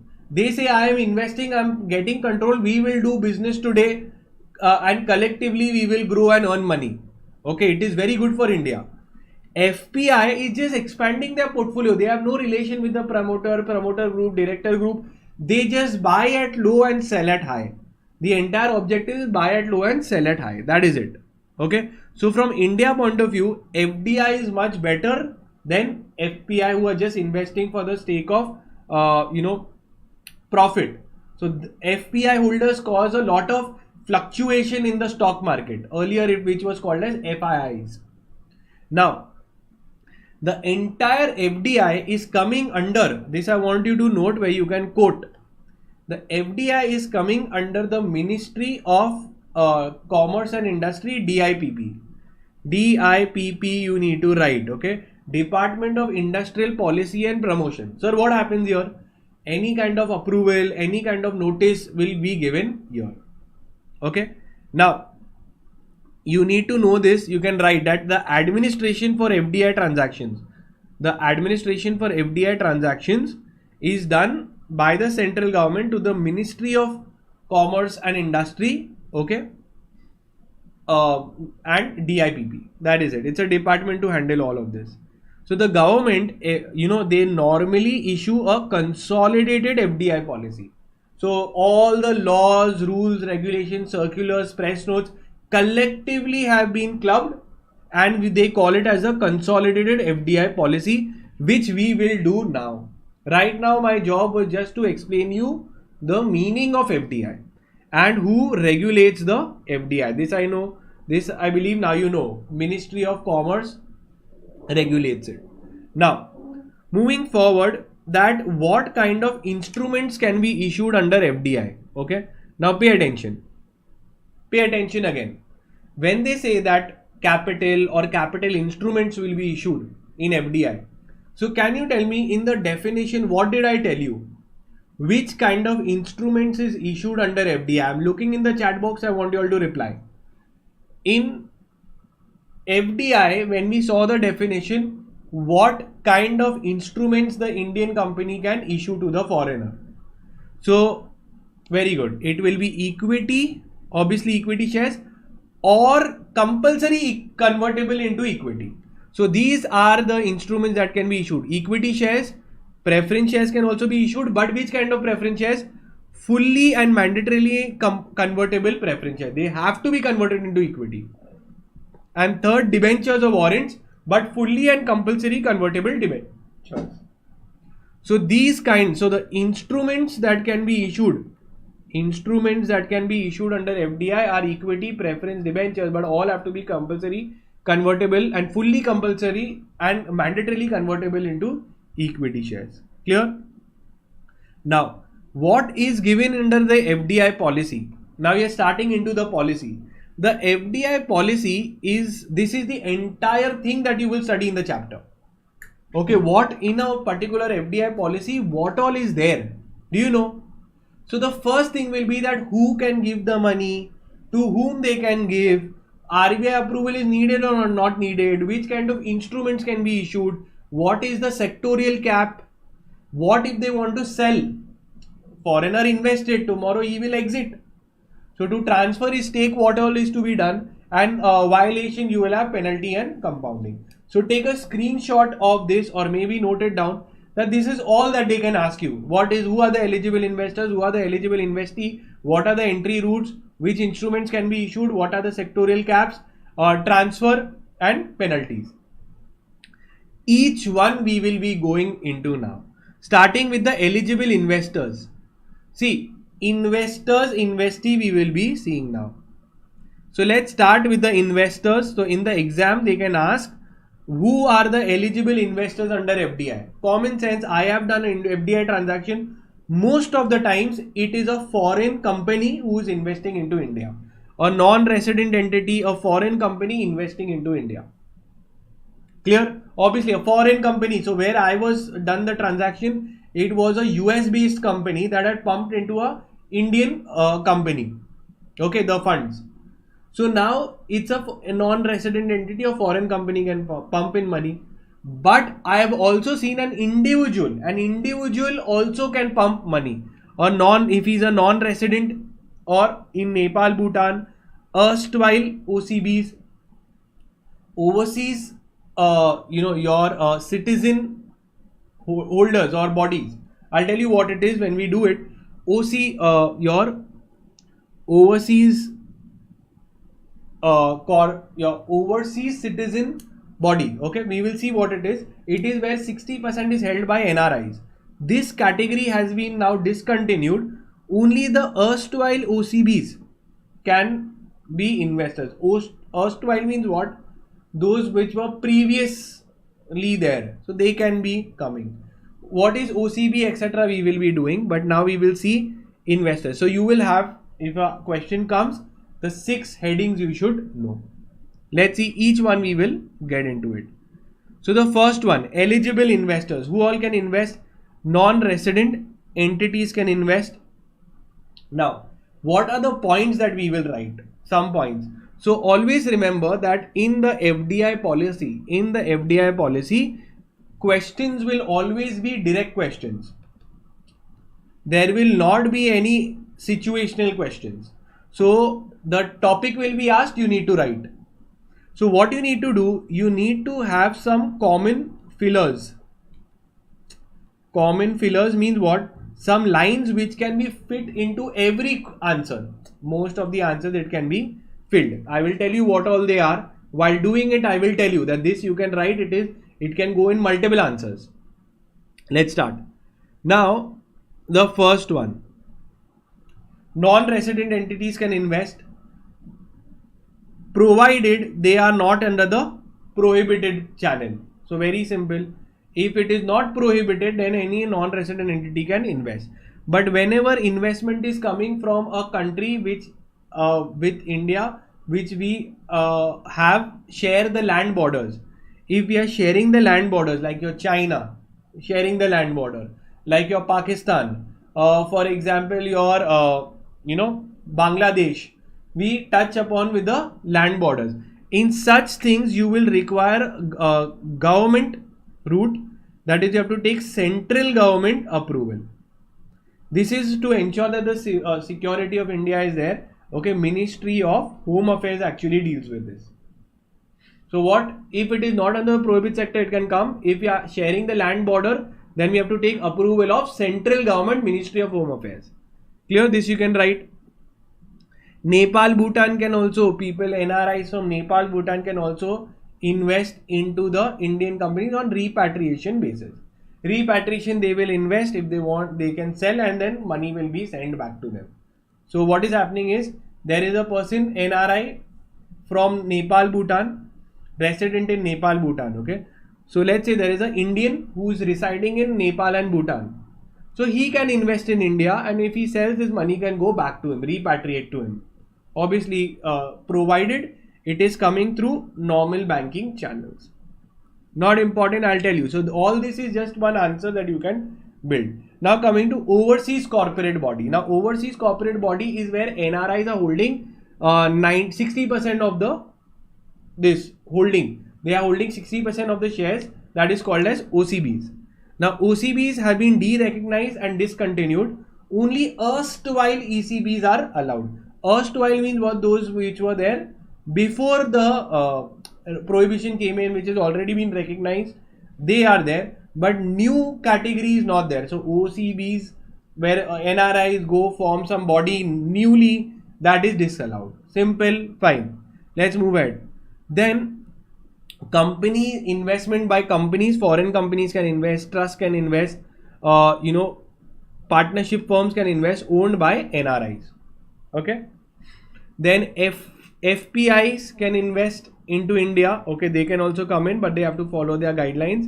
Then registered FPIs can invest into the stock market, and foreign venture capital investors. So all of them can buy shares provided they follow their norms. Okay, then NR and OC investment can be made in national pension system. See, there is a national pension by the Pension Fund Regulatory and Development Authority. In that, what happens is, if you see in your income tax, you get certain tax benefits if you follow this, invest in this pension fund. So all that investments can be made. So coming back, what all it is there, Simple. Who are the eligible investors? So non-residents, they can invest not in prohibited sector. If they are touching the land, sharing the land borders, you have to take government approval. Okay, if there is a change of ownership, etc. So if it is automatic, it will stay in automatic. You don't require approval of RBI. But if it was in operating in the approval route, then change of shareholding also will require RBI approval. Nepal, Bhutan can also invest on repatriation basis. OCI holders have been discontinued. Erstwhile, that is the previously recognized, can invest. In foreign companies can invest, FPIs can invest in stock market, registered FPIs can invest, venture capitals can invest, NRI, OCI can invest in pension fund also. Clear? Because see, NRIs, what happens, in order to get some tax benefits, they can invest in the pension fund of India. So just the headings and the internal content little bit is more than enough, and we are done with one question which could be asked is eligible investors under FDI. So one done. Knocked down. Now we will go to reverse. Reverse is in whom they can invest. So eligible investee, I am the investor, foreigner is the investor, where they will invest. Now as I told you that the investment that comes is the most common, foreign company will invest and they will invest in a foreign Indian company. So Indian company is the most common where they can pump in money into. But however, for partnership firm, sole proprietor, trust, startup company, investment and LLPs also they can invest. So we'll see a few points with respect to them. Investee company. So these will all be Indian. Okay, money is coming into not only an Indian company but firm, sole proprietor, anywhere money is coming in, we are happy. First point, super simple. Indian companies can issue capital. Capital means your capital instrument, shares, which we have seen, against FDI. Concept over. Okay. What Indian company can issue against FDI? Over. Very simple. Indian company will get the money, in return they will issue the securities. Now coming for your other than companies. Then government say what? Other than company, firm. Money is coming into a firm. Money is coming into a sole proprietary firm, company. Money is coming into, trust. So little bit government has given some restriction. Company, do it. Now let's see, for partnership firm, okay, investment by NRI in partnership firm is on repatriation basis. That is, NRI has invested into this firm. Then when he wants to sell, his investment can be sent back, that is repatriated abroad. But whenever for this it is repatriated, it will require RBI approval.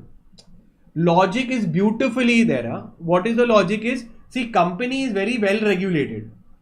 But for a firm, all of this they are saying, listen, if you want to return the money outside, after investing, you want to exit out and want to give the money, then take RBI approval.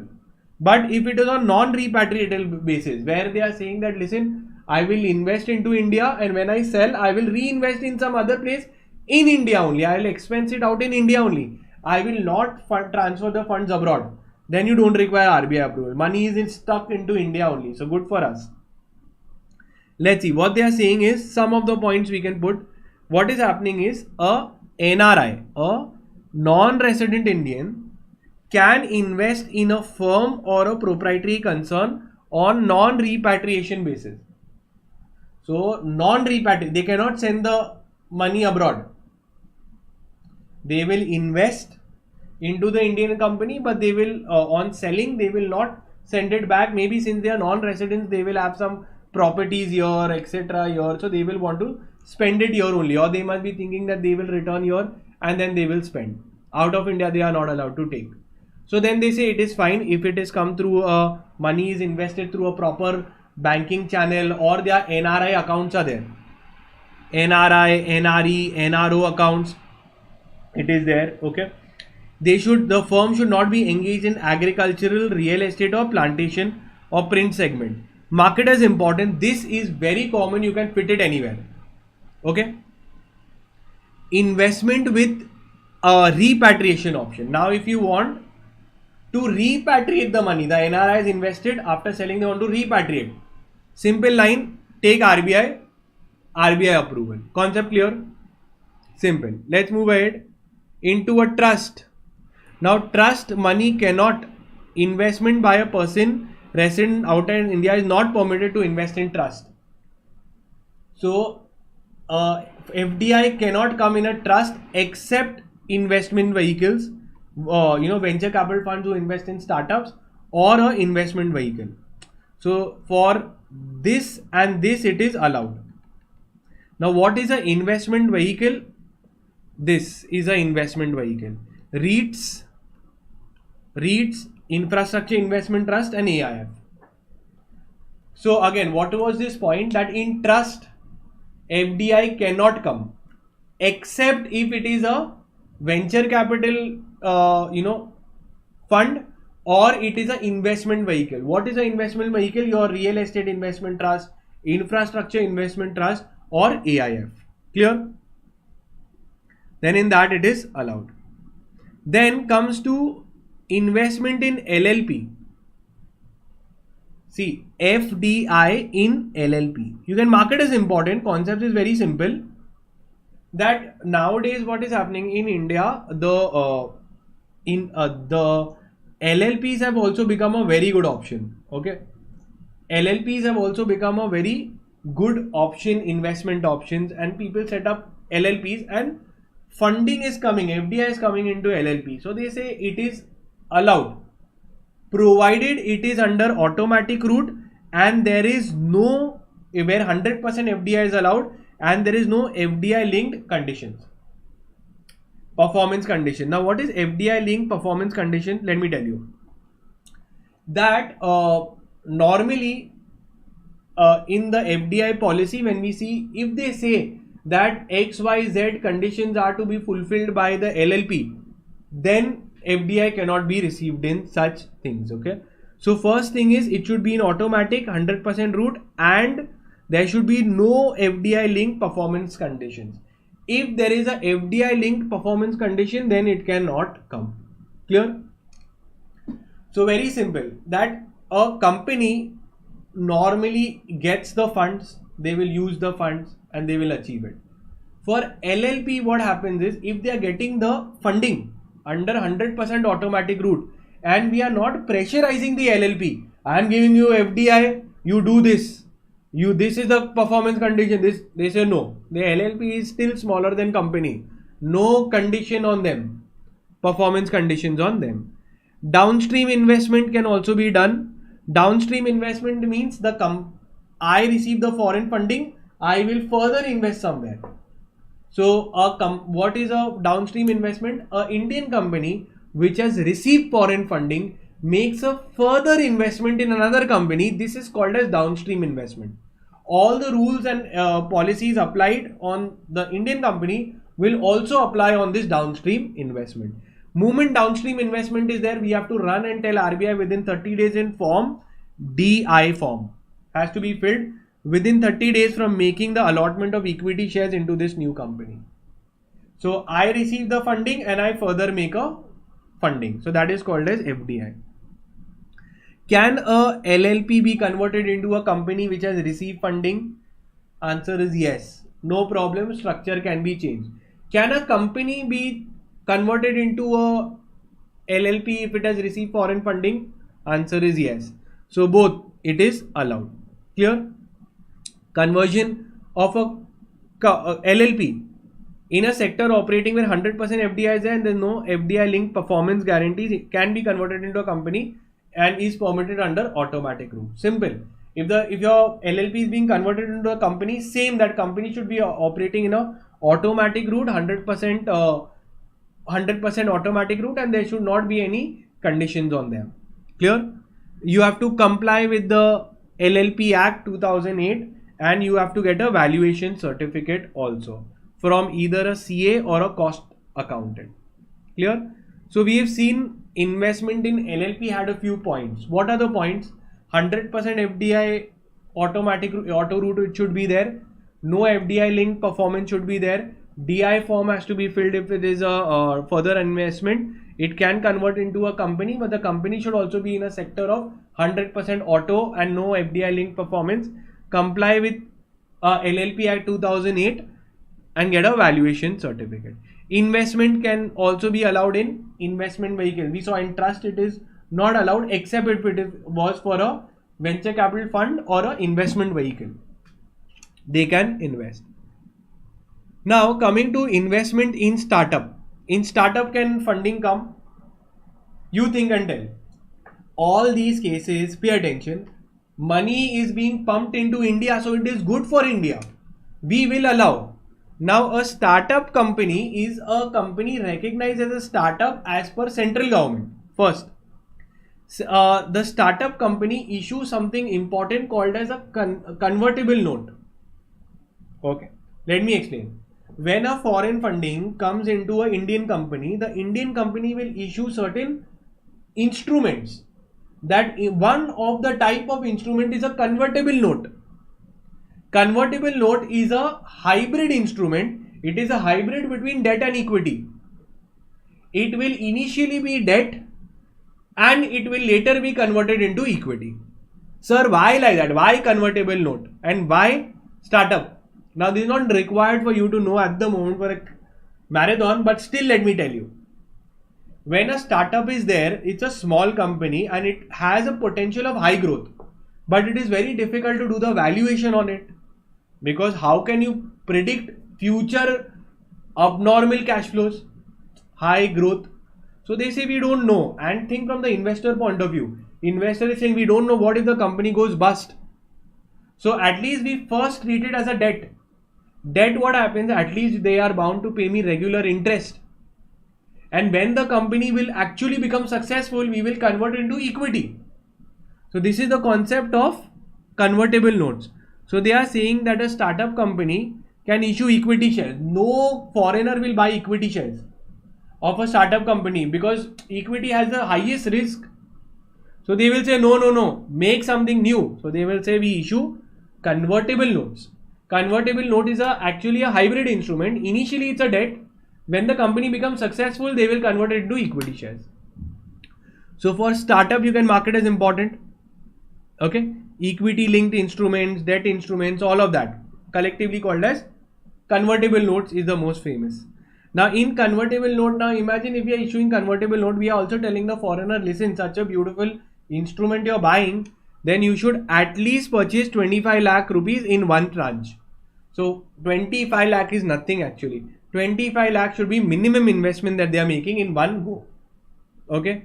Second round of funding, they should give again more 25 lakhs or more. Approval route or government route? It is just you are just receiving money. Rest all provision will apply as it is. If it is in auto route in the sector, then automatic no approval is needed. But if it is under approval route, so where it is automatic, where it is approval, in the FDI consolidated policy only it comes. We will see.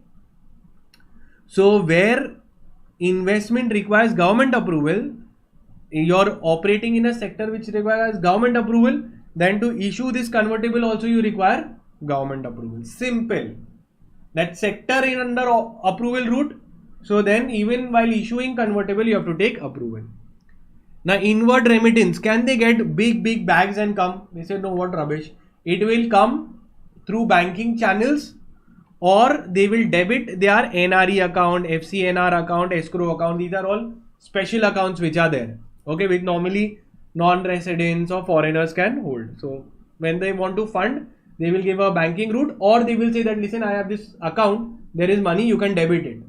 That is there. So this is also very common. Okay, commonly used thing you will see, it will come through banking channel or a debit in this account.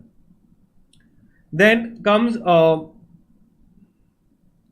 they can also transfer. Now after buying, we saw that they will get the convertible note. Now they want to sell the convertible note. Do you require RBI approval? Same concept, that if it is under auto route, no approval is needed. But if it is under approval route the sector, then approval is needed. That is what it is given. Reporting requirements. So obviously they have to furnish the reporting requirements, which we will see what all is there for the transfer, etc. Okay. And other than these entities which we have done, who can receive funding? Answer is no other entity other than the above can receive foreign funding. Till now I have done investors, who are the eligible investors, and who are the eligible investees. Okay, eligible investors and investee, that is it. So just with the headings and just little bit of content also you can fill, you're more than enough, and this is one of the most important points in FDI as well. Now what will be the next one? Let's see. Then comes the routes of investment, auto route or approval route. There are two routes that you can come into India. Some of the sectors, or I could say other way around actually, and if I want to just take you through the background of this entire thing, let me tell you what it is. So basically, we initially did not like foreigners coming into India. So we had really put mostly into government route or prohibited sectors.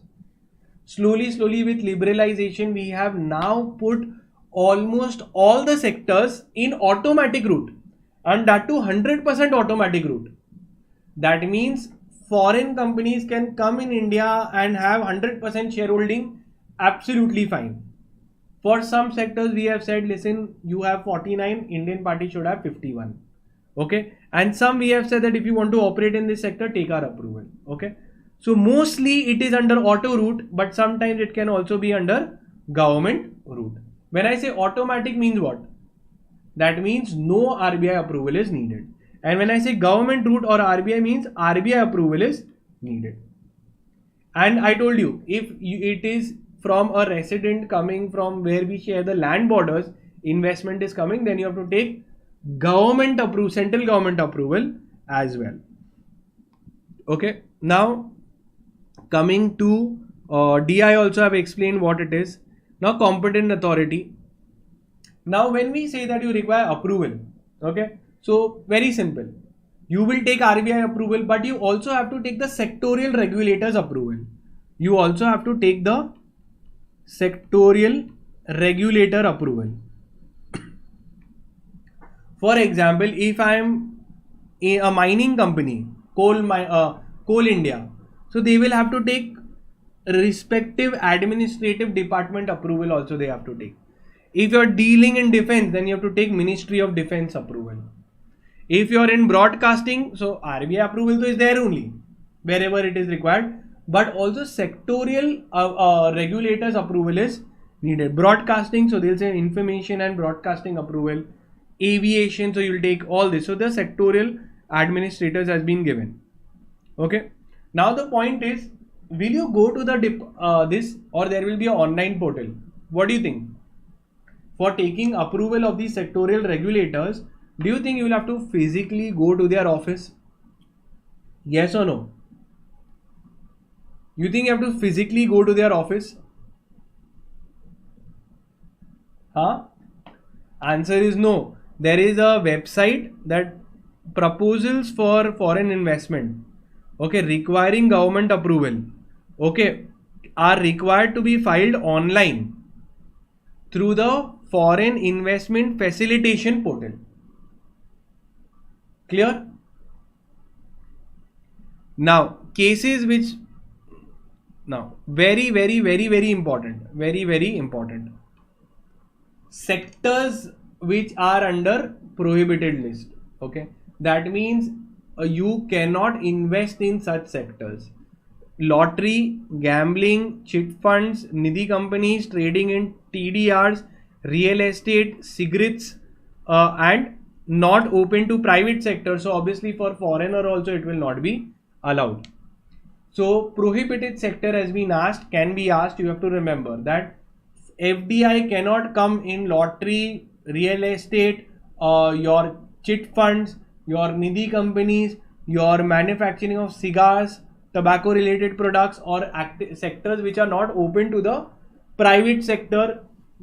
That's it. Okay, trading in so real estate related, there are 2 points. Real estate also you cannot invest, and TDRs, transfer of development rights, trading in this cannot be done. Now permitted sectors. Now see what has been given. I remember I told you sectorial cap. So the FDI is permitted up to 100% automatic in most of the sectors. Very few sectors you will see a lesser limit, that you don't require RBI approval, but this much is the sectorial cap. Now, what do you mean by sectorial cap? Pay attention. Okay, so sectorial cap means the foreigner can maximum hold this much amount of equity.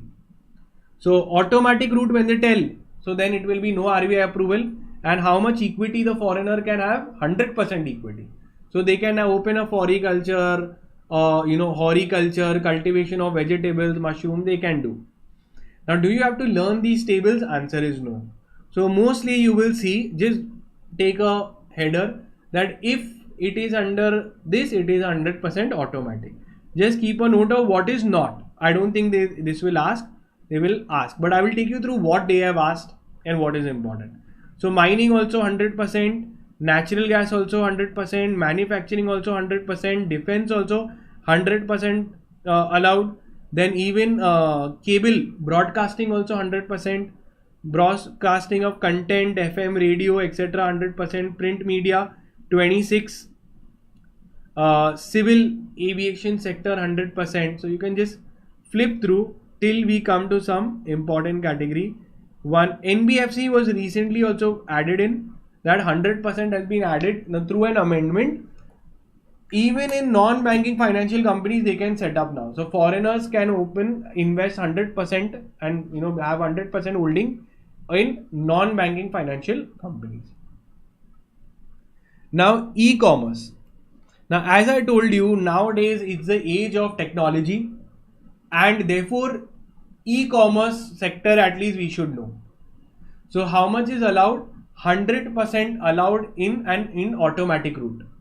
So if a particular foreigner wants to open or invest in a particular in India, they can definitely do it 100% automatic.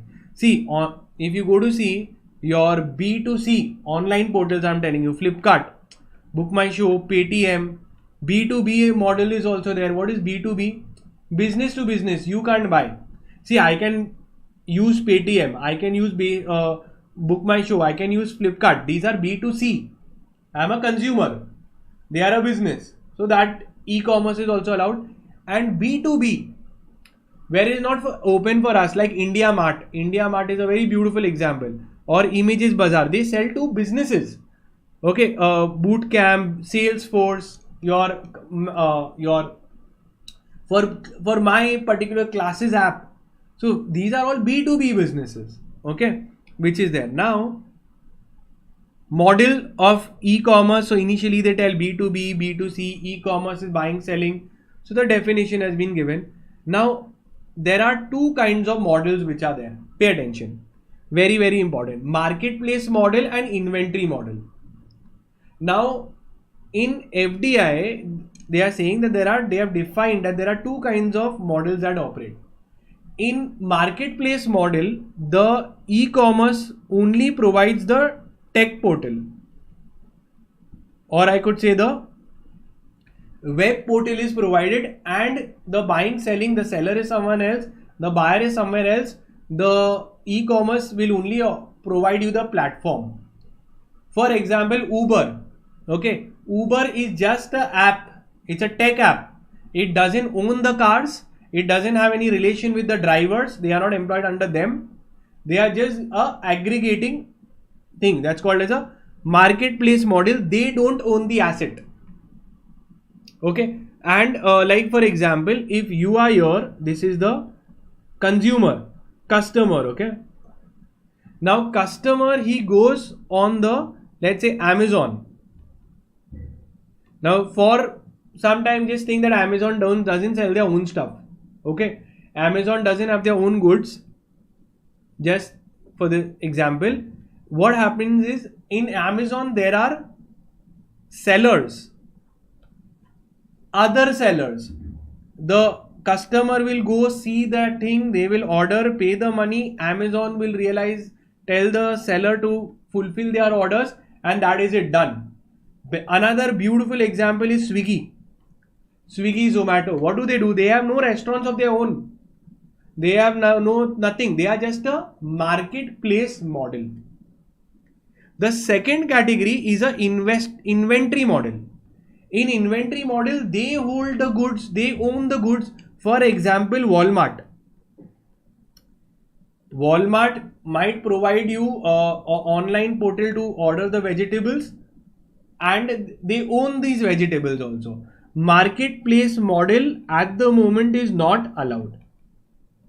Is not allowed. Clear? Example I give you, Walmart. So there was a very big dispute that why Walmart is not being allowed in India. Whatever reason, which could be with time it will be allowed. Right now what model is operative is marketplace model is there. Okay. In inventory model, the e-commerce is owned. The goods and services sold on the e-commerce platform is owned by them. In marketplace model, they are only providing an information technology model. Now what is it that 100% FDI is allowed in marketplace model, not allowed in inventory based model.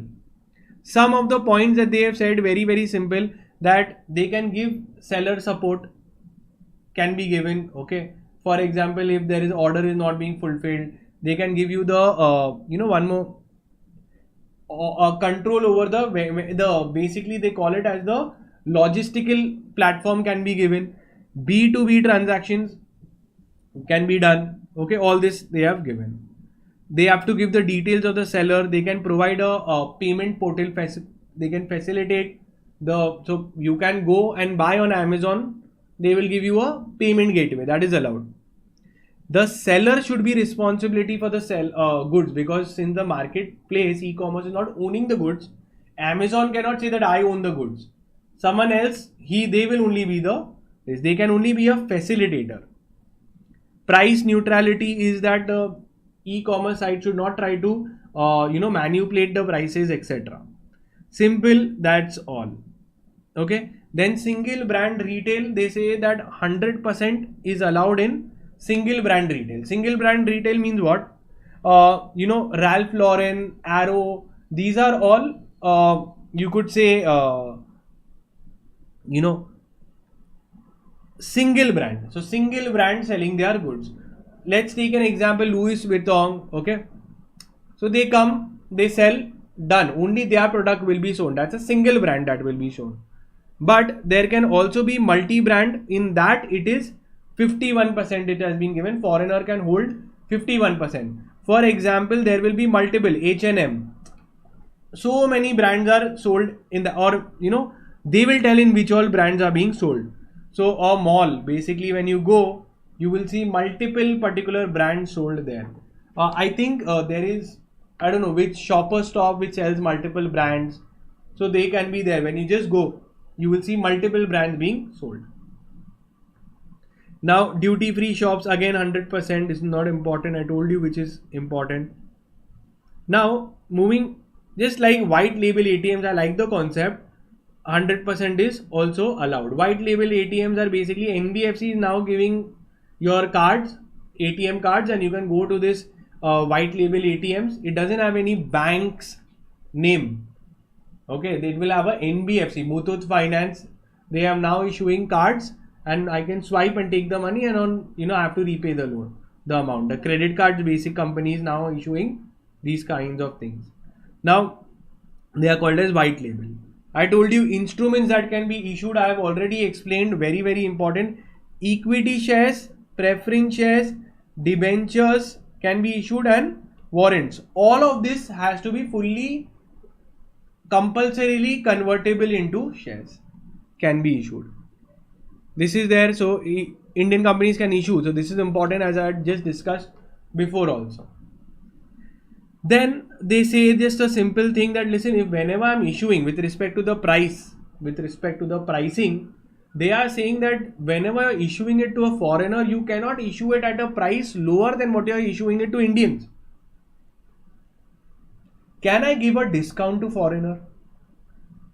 So they will say, listen, a Indian company, if they are issuing it to Indians at 100 rupees, we cannot issue it at a price lower than what is offered to Indians, or a price worked out by the guidelines, chartered accountant, etc. So this is very important. Though it is one line, but it has a very big impact, that we have to ensure that the valuation is done properly, and we have not sold it below the fair value. Fair value is the market value of the price. Okay. Then coming to issue of capital instruments. Now this is important. The limit also has been changed. In company law, can you tell me within how much time I have to issue the share certificates? And under which section is it given? I want all of you, I'm asking you a company law question, that once I have received the money, within how much times I have to do the issue and allotment? Quickly, I am waiting to hear from you in the chat box. I need you all to comment. How much? So if you read section 56 subsection 1 and subsection 4, they say that you have to issue it within 60 days. Okay, don't say 30 days and all that. 60 days you have to issue the capital instrument. So this FDI has lined it up with company law. So remember, it is written that whenever a particular transfer instrument has been signed, dated, everything, then the transfer deed has to be given in 60 days. And the share certificates also, 56 subsection 4, they say that listen, within 60 days of allotment, the share certificates has to be issued. Similarly, here they are saying moment we have received the money, we have received the inward remittance, we have to issue the instruments within 60 days. Okay, market is important. The pricing, I told you, pricing cannot be lower than what has been calculated by the chartered accountant, SEBI, RBI, market price, anything.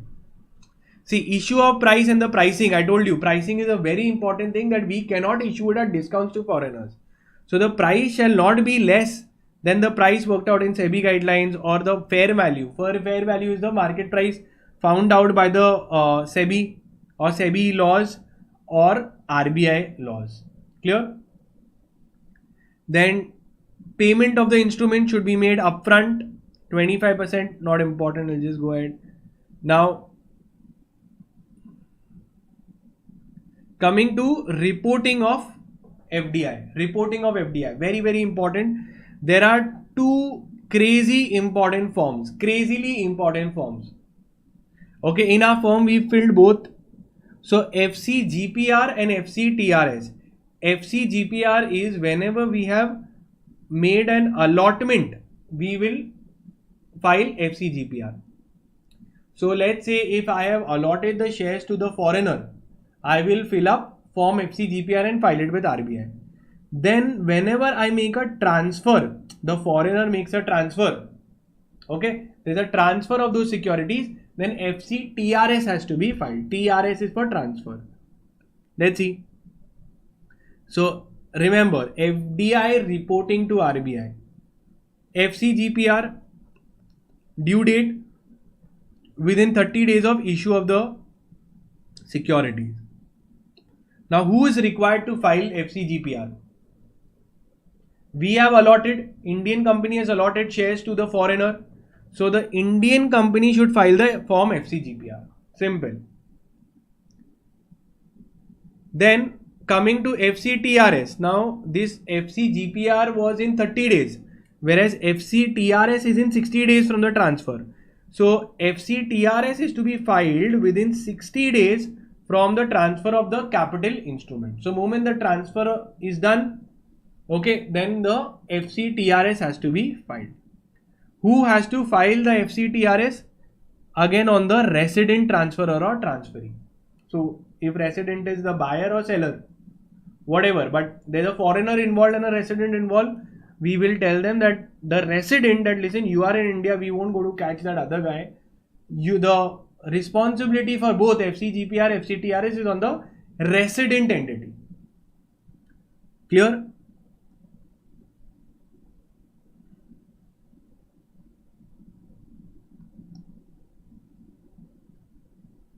Then comes to one other important concept, that's your conversion of your ECB into equity. Remember in your ECB chapter also this was hit. What it was said that listen, very simple. If you want to convert your loan into equity, then you have to follow the sectorial caps are to be followed. Second, FCGPR is to be filed. ECB2 has to be filed.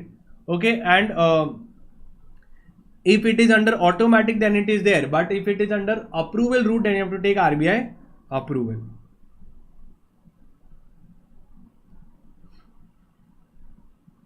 Then comes issue of condition. Now understand what this entire sequence is. All of them will have the same wordings. If there is a foreign investor, he had made an investment in an Indian company. Foreign investor has made an investment in an Indian company. The Indian company will issue him securities. Later, just like we get bonus issues, we get dividend, even the foreign investor will get bonus issue rights.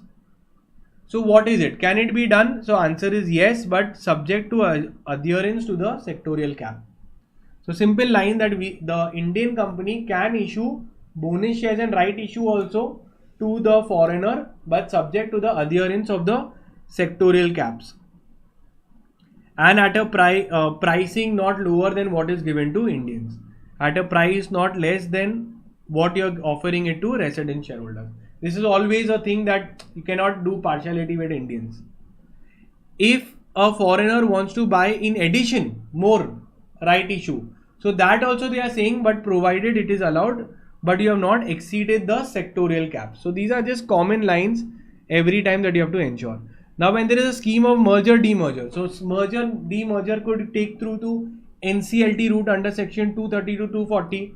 You have to follow all those provisions of company law 230 to 240 and also ensure that listen, the foreigner should not get more equity shares exceeding the sectorial cap, or it should not be anything in the prohibited category. So all these general stuff to build your answer you can write, because this is the main crux.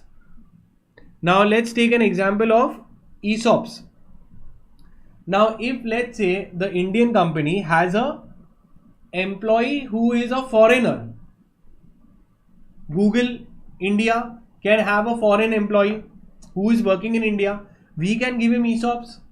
So he will be entitled, so the employee will get the shares, and this employee is a non-resident. So what are we doing? We are allotting shares to a non-resident, equity share. So it is an FDI. So they are saying, can you do it? Answer is yes, you can do. Same points will be written. Compliance with sectorial cap. If it is in approval, then take approval route.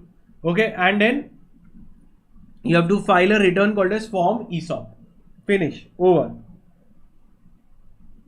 So when swap of shares is also permitted, very simple. If it is in automatic route, no RBI approval is needed. If it is in approval route, then RBI approval is needed. Now what is swap of shares? The Indian company will issue shares, and in return they won't get funding, they will also get shares. Swap of shares. Pledging is also there. If okay, not that important. Remittance. Okay, now what is remittance and repatriation? All will have the same concept, that auditor certificate is there, NOC from tax department, common sense, every time it will be written. Repatriation, see, the foreigner has invested, tomorrow he will sell it, he would want to sell it and repatriate the funds abroad, repatriate the dividend amount abroad, repatriate the interest amount, whatever he is earning, he wants back in his country. So is it allowed? He has sold his shares. Obviously, if he won't be allowed to sell, he'll never invest. So a foreigner can, sell off his stake, and his proceeds will be given to him. If the Indian company has been wound up, also his whatever entitlement is there, he will be given, but net of taxes. So they will always write that yes, it is allowed, NOC from tax department. If the company has got wound up also, then we require NOC from tax department, auditor certificate that all the liabilities have been provided for, the winding up proceedings have been followed, and there is no pending case.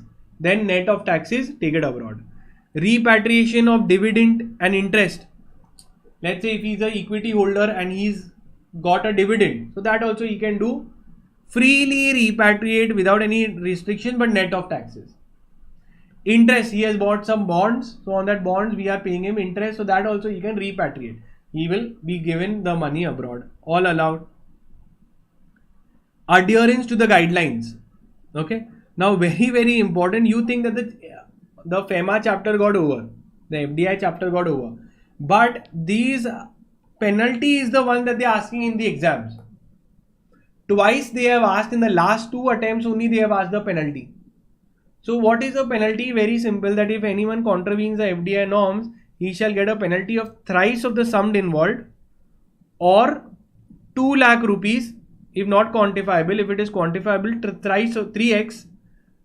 Okay, if it is a continuing one, a further penalty which may extend to 5,000 rupees for every day after the first day during which it continues. So again, what they are saying is penalty will be, if it is quantifiable, then 3x, or it will be how much? 2 lakh rupees if not quantifiable. And if it is the fault of the company, then the person who was responsible to conduct the affairs of the company, he will be held liable.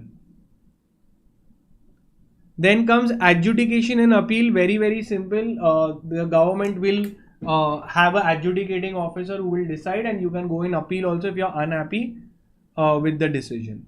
Compounding means what? Settlement. Again, market is important, that if you violated the FDI norms, then government has made a compounding authority where you can go up to him and tell him that I will pay some fine, please drop the case.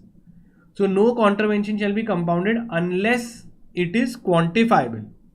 So if they can find out that this much loss you have done to us, we can quantify it, we can find it in monetary terms. Accordingly, we will tell you to pay some fine. Again, compounding is only allowed thrice in a year, in 3 years once.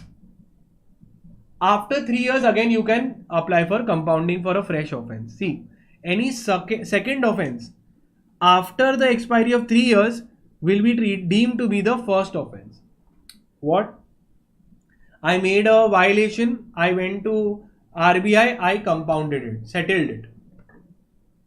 Tomorrow again I violated, I cannot compound, because within 3 years compounding only you get to do it once. The compounding order shall be passed as soon as possible, but within 180 days. Now I told you the important reporting forms also. FCGPR, okay, then your annual return has to be filed. FCTRS is important. Form ESOP was there. DI form is there. Your whenever you made a downstream investment. And this just foreign portfolio investment. You see, they have given you limit that each FPI can hold not less than 10%. Okay, just read it once, that provision, not that important. And that is it. We've completed with the entire FDI laws which is there and the important parts from FDI. So that is it for today, for today's marathon. I've covered the major part. I will see you all again at 8 PM with the revealing of your third gift. So see you all in the evening at 8 with your third big gift. So that is it for today, for right now with this marathon. Thank you so much, guys. Do share it with your friends and help them as well. Thanks.